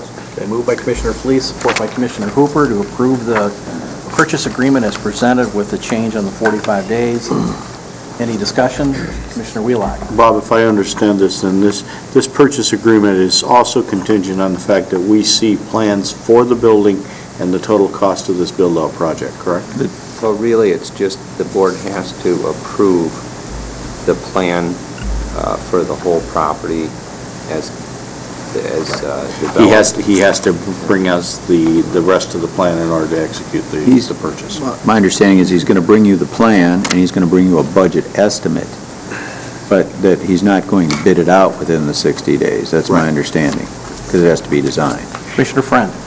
Quick question, if you'll give me a little latitude here, if not, we'll move on, but this is being purchased with the forfeiture funds, and I've just received this memo today from the prosecuting attorney regarding the forfeiture funds and the decision process and whose responsibility is to spend those funds. What precipitated this? And The prosecutor came to my office after watching the tapes from the meetings and wanted to clarify that, that the county board does have a role in this. Okay, This was at his own volition. okay. Would that have been the tape where I kind of asked him, can we have the extra $300,000? I'm not sure. He just came to my office several weeks ago and said, I want it clearly understood that it's a county board who decides the budget and decides how this money is spent. And under those guidelines, we provided him with the tax documents on how the money could be spent, and I just told him, if you have a concern or an opinion, please put it in writing and I'll get it to the board. And that's what he did. Okay. Any other questions? Hearing none, all in favor? Aye. Opposed? Passes. All right, thanks, Dennis. Moving on to Parks and Rec, we have a referral from Physical Resources. Chair of Physical Resources is Commissioner Hooper. Why don't you come up, Jason? Mr. Chairman, as you're going to discuss the Hallmark construction project at Twin Lakes, as the commissioners are all aware, I was the contractor that was the subcontractor that built the rails. The rails are all on-site, but they are not installed because of the weather problem. And that is a contingent in the discussion of whether or not an extension and whether the retainage can be reduced. So I would like to not participate in that discussion and not vote. The reason this came from Physical Resources, Commissioner Maxbauer was absent. Commissioner Wheelock recused himself, and there weren't a majority to take any action. There was not a quorum. So I won't be participating in this discussion and the vote. Commissioner Thomas. I move we approve the reduction in retainage. Is there support? 25, Support. All right. Moved by Commissioner Thomas, support by Commissioner Flees. Is there discussion? I have a question. The work that's not done yet because of the weather problems, is the $25,440 sufficient to cover those if, for example, Hallmark Construction, not that it would be, but if it were not in existence and, you know. Our understanding is that it is, and that was verified by the letter that we have from the architect. Okay, thank you. If it wasn't, I wouldn't have made the motion. Any further discussion? Hearing none, all in favor? Aye. Opposed? Guess we have a quorum. All right. Well, thanks, Jason, for sticking around. Yeah, I wouldn't have made. All right, moving on to finance. Sorry about that. Dean. Number of budget adjustments, and I'll be brief on explaining them. On page 27, based on when we adopted the 2010 budget, information became known regarding funding for MSU extension. The adjustment on page 27 removes the 0 to 3 grant funding and the related staffing expenditures. So it's a reduction, overall reduction in the budget for MSU extension.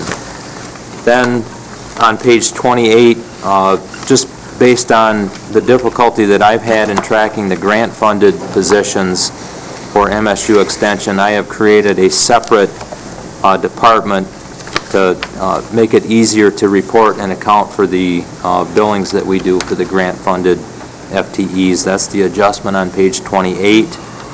And then there are budget adjustments from the Health Department. The one on page 29 is fairly straightforward.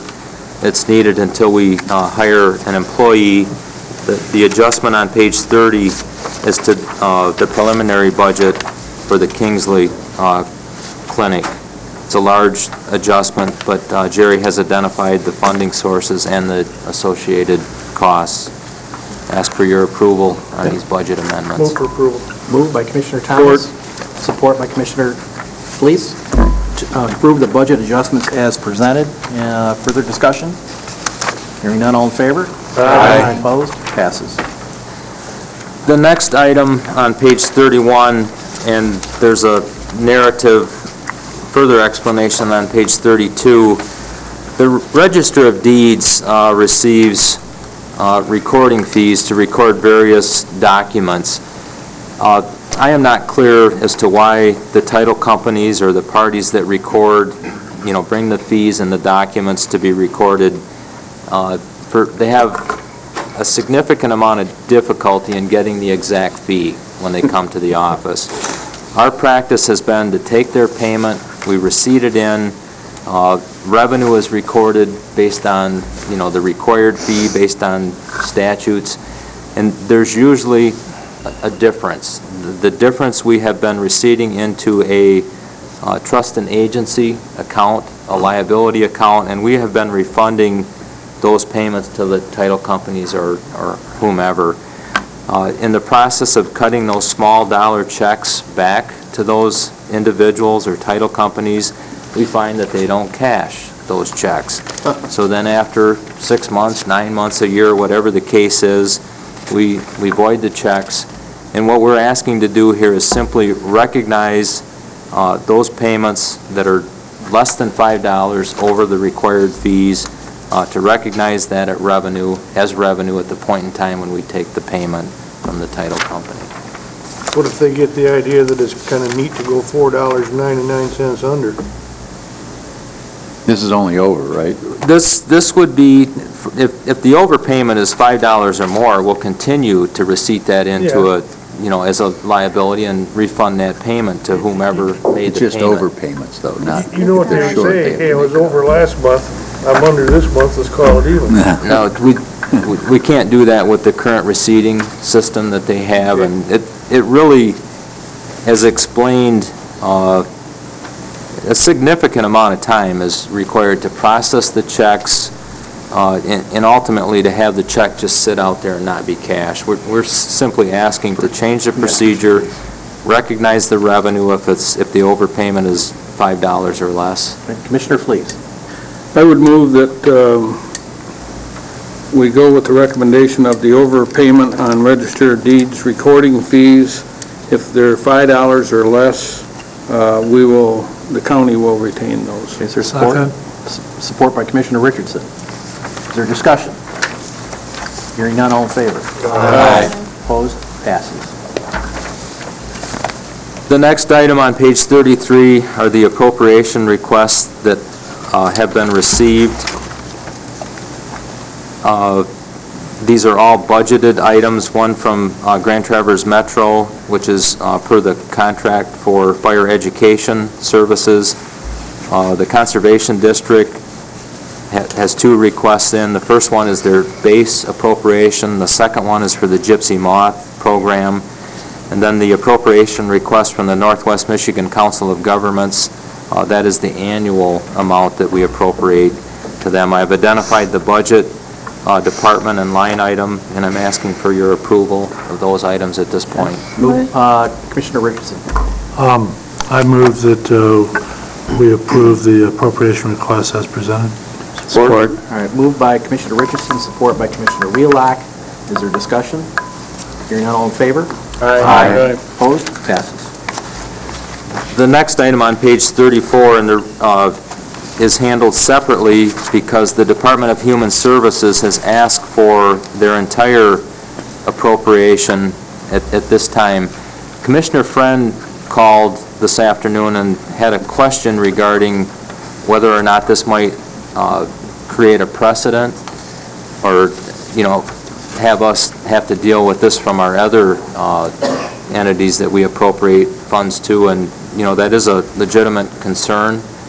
I did call Dawn this afternoon to ask, even though she briefly explains in her letter, which is on page 35, why they're making the request.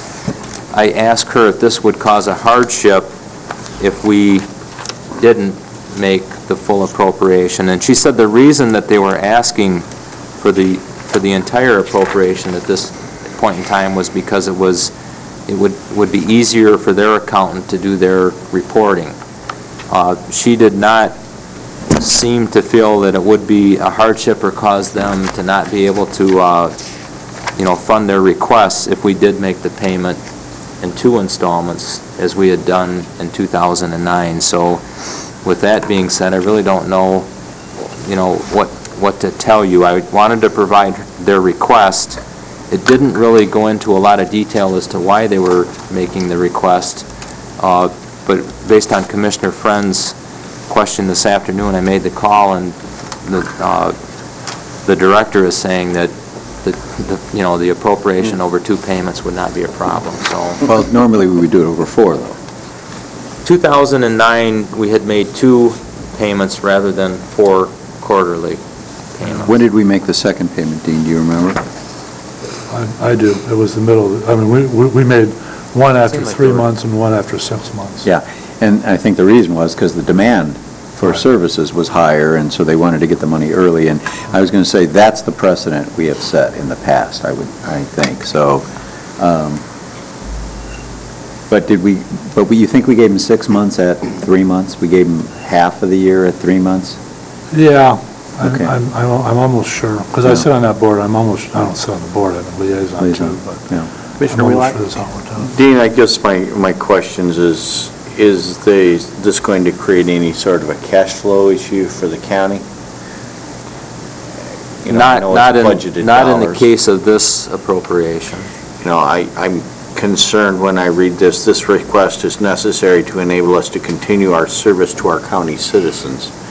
I'm not sure whether that's right, wrong, or indifferent. It's what it says on the letter that I have before me, and yet, when you spoke with the director, she didn't talk like it was that critical, so I'm concerned. Commissioner Richardson. What was that thing I brought to you from this Oscoda, the question about the fund and the fund balance? Because that came up back in November. When the fund, let's go back to the beginning. We had more activity for the Department of Human Services accounted for in a special revenue fund here at the county, under Bill and my direction, the county board's oversight. They've moved their accounting within the past 3 years to a regional accounting. It's probably an efficiency, I don't want to say downsizing. But in the process of transitioning from a separate fund here, which included Leelanau County, we transferred and closed out balances with the state of Michigan. Funds were transferred back to the state or over to Oscoda County. We still have a fund balance in Fund 290, which was the fund that was used to account for that. We had worked with the state accountant in reconciling cash balances and making payments back to the state or over to Oscoda County. The funds that remain in our special revenue fund are, it's a fund balance, I believe it's $49,552. Don't quote me on that, but I'm pretty sure that number is It must be if he's actually telling you. That is a county fund balance, county balance that's subject to county budget discretion. The state auditors agree? Correct. Ah, that's That good. was the emails that were going back and forth. I confirmed with the state accountant that But those are county that funds. fund doesn't have anything to do with this appropriation. No, this is this appropriation has been funded out of the general fund. It's an annual appropriation. Commissioner Wheelock. Mr. Chairman, I would move to authorize the finance director to make payments of $45,000 for the county appropriation and $13,140 for the child care appropriation to the Grand Traverse Leelanau Department of Human Services as directed. Second?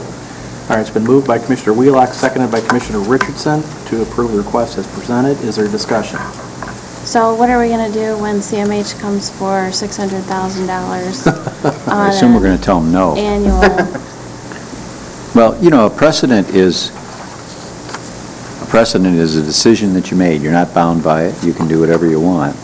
But I can tell you, I can't answer that question, what you'll do, Commissioner. I can tell you that what we'll recommend is that you not do it, because it will cause a cash flow problem. So, Well, I won't suggest to them. yeah, no, I know.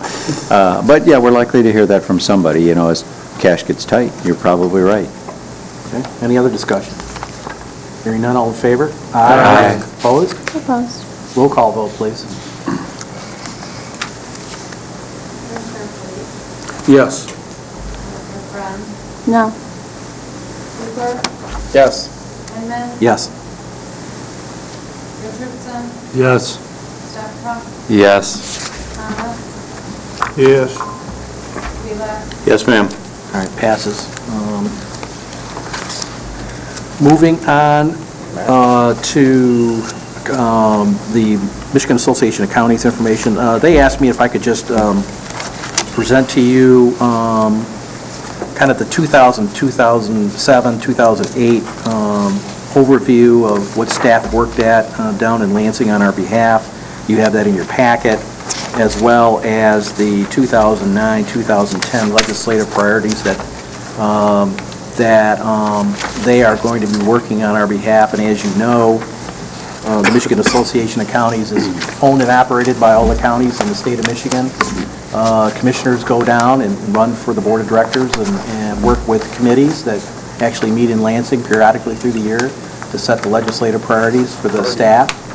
So just a reminder of what's going on down in Lansing and the effort made by the Michigan Association of Counties in their work plan for all counties, including ours. And in that information packet, the last two pages, pages 45 and 46, that email was sent out in the hopes that all the counties in the state of Michigan would adopt this resolution. Basically, the heart of it is there was a study that indicated that the state of Michigan, by virtue of the Constitution of Michigan, has to fund unfunded mandates to local units of government, and they have not been doing so. So there it is right there. Yep. And so they asked if we could adopt this resolution, send it to our representatives, and to let them know that we agree with that. That law that the chair is talking about is a 30-year-old law that the state has been violating religiously. For all that 31 years? For all those 30 years? Yes. And I was at the Michigan Northern Association of Counties yesterday morning, and this topic came up. In fact, that's where I received this. This is a study that they did, and they only went back, I believe, 2 years in this study, and the report was given to the legislature and the governor. But hopefully, what they were suggesting, MAC was suggesting to the counties there, should we have a situation where it comes up, the state mandates it but doesn't fund it, that we say, no, we're not going to do that. You provide the funds, we'll provide the service. Because there's some fairly large mandates that have been handed out with no funding, and with the credit crunch on, it really comes to a head. Right. So could we get a motion to support the resolution? What's this one last part with the Yeah. Court of Appeals? Pardon me? What's this last part with the Court of Appeals?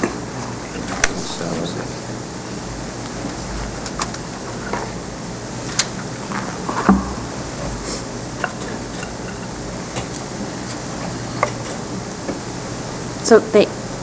Well, I think what they're... They have they're They would like submitting to something, they have something? My understanding is they want to submit that report to the Court of Appeals to be heard in order to rule on whether the matter is, whether the items listed in the report are mandated or not unmandated in terms of funding.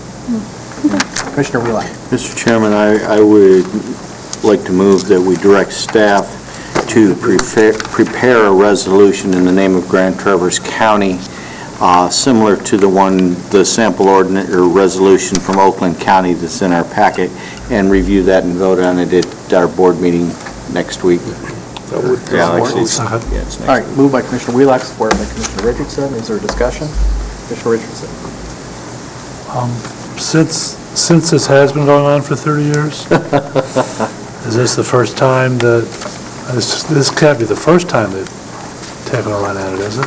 Well, we have been fighting for unfunded mandates, but there's never been a report that really outlined the depth and the scope of the unfunded mandates. Yeah, I'm guessing we've passed, not since I've been here, but I'm guessing we've passed numerous resolutions over the years, disputing the fact that they're not doing that. And I can assume the end result is that it's only gotten worse, not better, because of the financial problems with the state. I'm guessing that's correct. One thing that's of interest is that many years ago, when Ross Childs was here, the county board in Grand Traverse County took on the state for not paying their fair share of court costs. And it was Grand Traverse County who took the lead on that and sued the state and won that case. And as a result of that, the Court Equity Fund was set up where the state reimburses all local counties for administrative expenses. So this county has taken a lead in this in the past, but it's been a while. Right. Okay, all in favor of the motion? Aye. Opposed? Passes. Thanks. Motion to go into item. Not yet. We have one more item. Item 10, in the committee, in the various committees this month, there's been some discussion about moving forward with a couple meetings. One would be a work plan meeting for 2010, and the other one would follow, I guess, the budget, beginning of the budget discussions. And I know that Dennis wanted to bring that up to all the commissioners in one setting tonight and talk about making sure we're heading in the right direction, everyone agrees with it, that kind of thing. So Dennis, go ahead. Well, I guess I'm going to keep this brief because of the time, but, I heard it during budget time, Dean and I heard there were some commissioners who wanted to sit down, and our impression or our interpretation was bring each department in, sit down with each department over the next several months, go through the budgets to get an understanding of what they're doing, and I heard everything from that to the other end of the spectrum being, we'll give you some general guidelines we expect you to follow, and then you guys go develop the budget. When I talked with Commissioner Inman, Vice Chair, about this, Commissioner Inman has been talking to me a lot about budget, and he suggested that when we do our strategic planning meeting, that he's sure that budget will be one of the, for this year's work plan for the County Board of Commissioners, that this is going to be one of the key things. And I think we agreed that perhaps the best thing to do would be to set up a special meeting for the commission to sit down and say, talk about exactly what it is you want from us in terms of the budget. Because if we're going to start meeting with departments, we should start doing that right away, and we should set up a timeline for that. And I don't know if if that's the intention of the full board or just several commissioners that feel that way.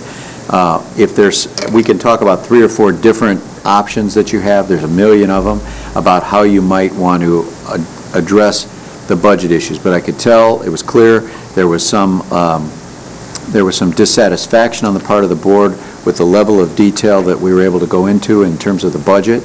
And I heard commissioners clearly say we should start tomorrow on this budget for 2011. And so I just need to get some direction from you if that's really your goal and how you'd like that to happen. So that was really what we were talking about. I think we could put a couple of options together for you. We've been tossing around ideas. We could do as much as, set up a series of special meetings and bring all 35 departments in over the next 3 or 4 months.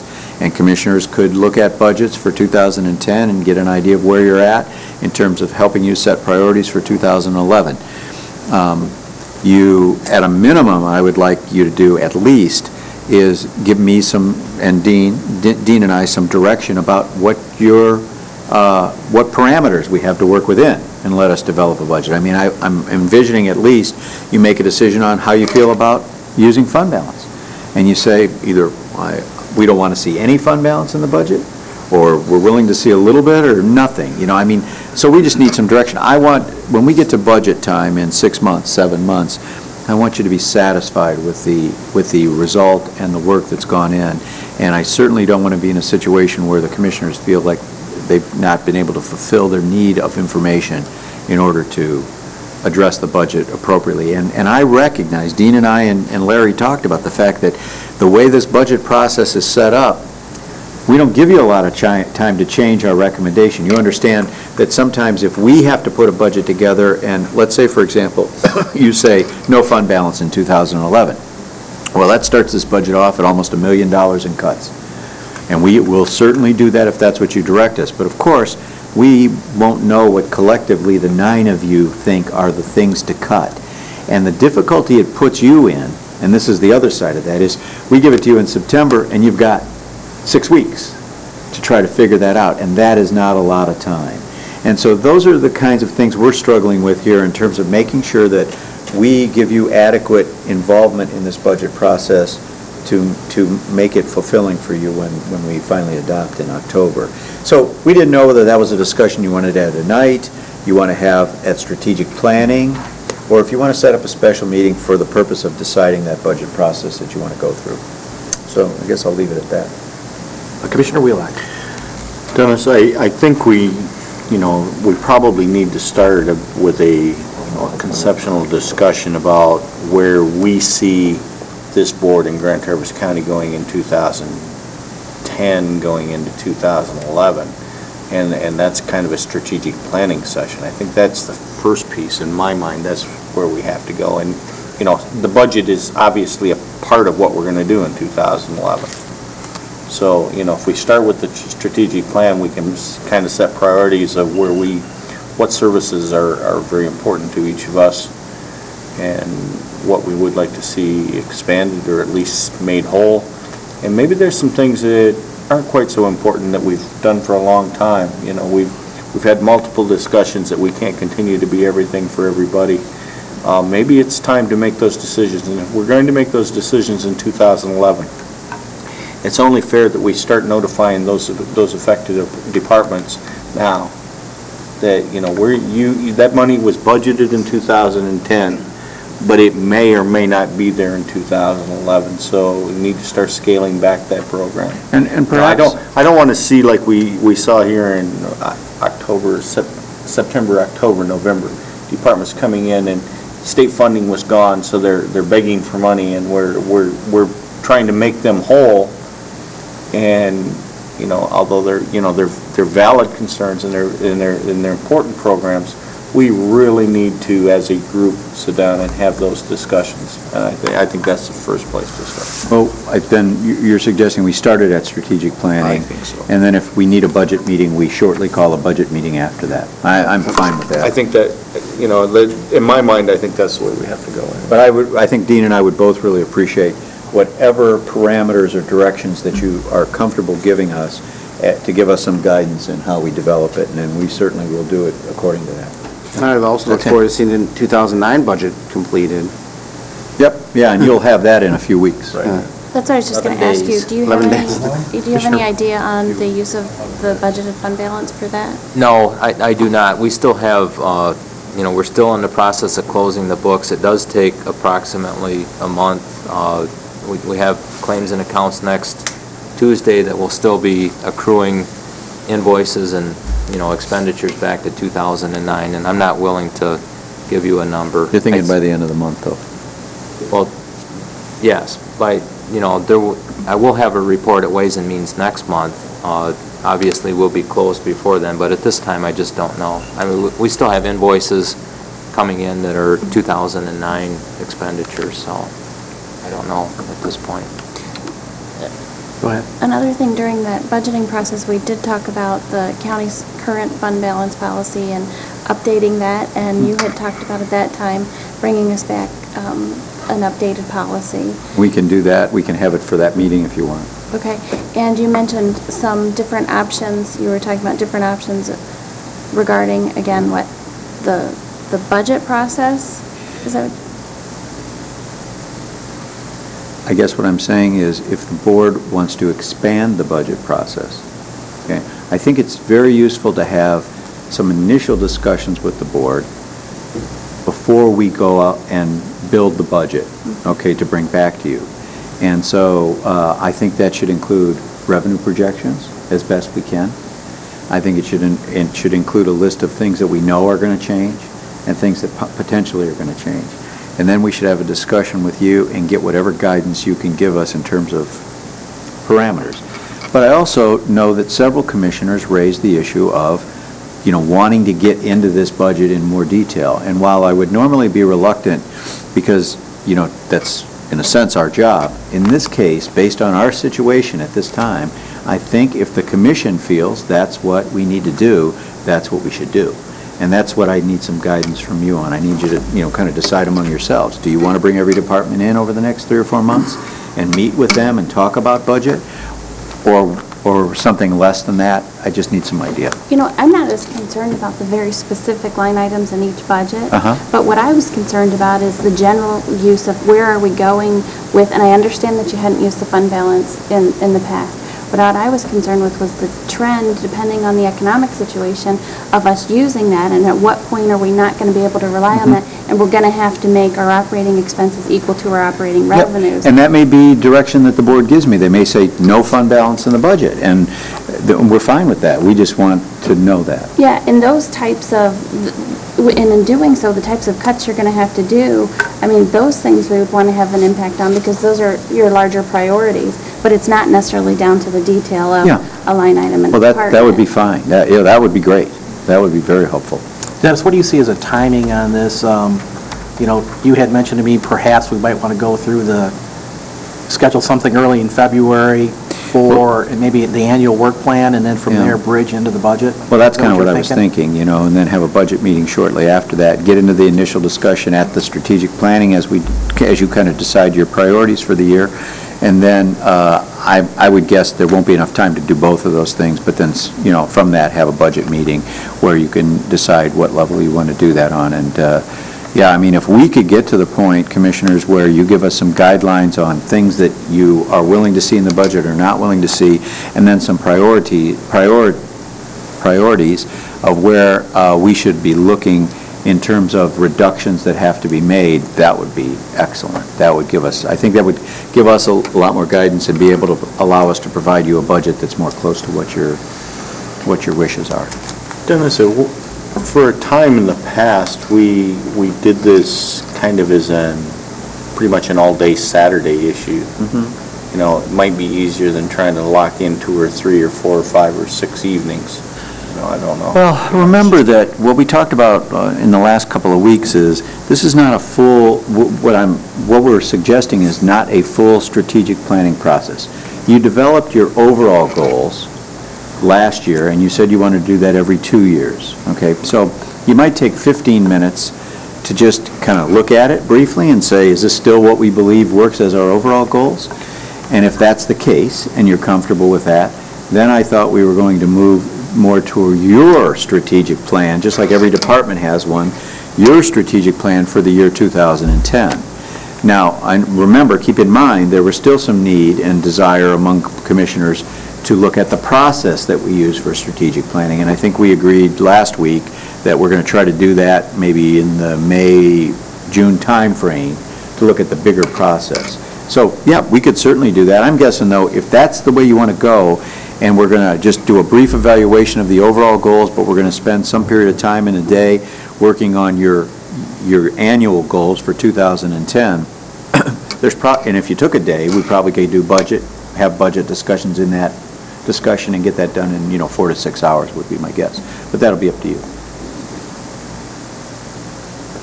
Okay, anyone else? Commissioner Fleece. If possible, what I would like to see is, and I have to agree with Beth, going into line items would be ridiculous.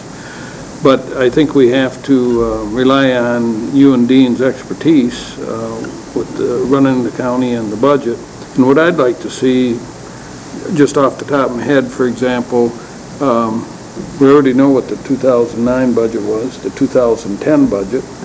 And what I'd like to see is a budget prepared for 2011 that maybe paralleled those, only you would have a projection of what the cost would be. And say, for example, we'd have to get into the fund balance for $1 million or $500,000 if we wanted to do the same level of service. That way, we've got a good idea, and then maybe some recommendations on you and Dean's part where you would look at the cuts to be, so we didn't have to go into the fund balance so deep. You understand what I'm saying? Yeah. Certainly that would be really helpful to me. Certainly that first half of it is fairly easy to do, and I think we could give you some general suggestions about where you might cut, where you might look to cut. Well, I think the strategic planning, annual planning meeting for 2010, I think is going to draw some of those things out. And I think it would be helpful for us to have a work plan and then bridge into the budget discussions, whether they occur on the same day or another day. But, like I told Dennis, I said, if we take a look at $1 million compared to a $38 million budget, the percent everyone would have to drop, is it manageable or not manageable? But, I said, if you look at the big items we have that are choking us, one is the MERS payment, all right? And that's why I said to Dennis, we got to get these folks in here, we got to talk about some options. If we can figure out a way to do something better in terms of our budget, in terms of making those payments and dropping that payment down, that would be significant. I said, the other elephant we're looking at is, every other organization, they have their employees co-pay 10% for their health insurance. And I know we got all these bargaining contracts and everything else facing us, but, I said, Dennis, how much do we have? Would we pay out in insurance premium a year? And I think you said $5 million. I mean, I don't know what it is. Something like that. And I said, well, 10%, there's $500,000. And then you got the MERS deal. I mean, if you tackle the MERS and the health insurance, you got yourself solved. But those two items aren't going to get solved in 1 year. But I'm just saying, we got two big elephants right there that, we need to focus on, at least in some point in time, to see if we can get some resolution and some cost savings on. So, at the meeting yesterday morning with the other counties, those topics were brought up, and just like you said, the majority of counties, their employees are paying 10% on their medical insurance, but they're also paying a portion, and a very little bit, but it was in the 10% range on their retirement. So maybe down the road, of course, some of those counties are small, and some of them are financially in some serious straits, too. all right. So, Dennis, you're going to try to schedule the annual planning meeting? Strategic planning, yes. Okay, all right. And then from there, we'll decide if we want to we'll either have that discussion or set another meeting for budget meeting to discuss. All right. Everybody fine with that? Yep. Okay. Anybody have anything under other? No? Public comment? No public comment? We'll close public comment. I move we move into closed session for the report on pending litigation. You need to add to that motion, list the names of the litigations that are on page 47, Commissioner. Okay, pending litigation with Carlson versus Grand Traverse County, Kirby versus Grand Traverse County, Hines versus Grand Traverse County, Zeiger versus Grand Traverse County, Clark versus Grand Traverse County, and Morden versus Grand Traverse County. Support. All right, moved by Commissioner Hooper, support by Commissioner Wheelock to go into closed session regarding those litigation issues. Roll call vote, please. Yes, ma'am. Yep. Yes. Yes. Yes. Yes. Yes. Yes. Okay, for the listening audience, we don't anticipate any action with this update. Hopefully, we'll be brief, and we will come back to the boardroom and adjourn. We're going to go back to that same conference.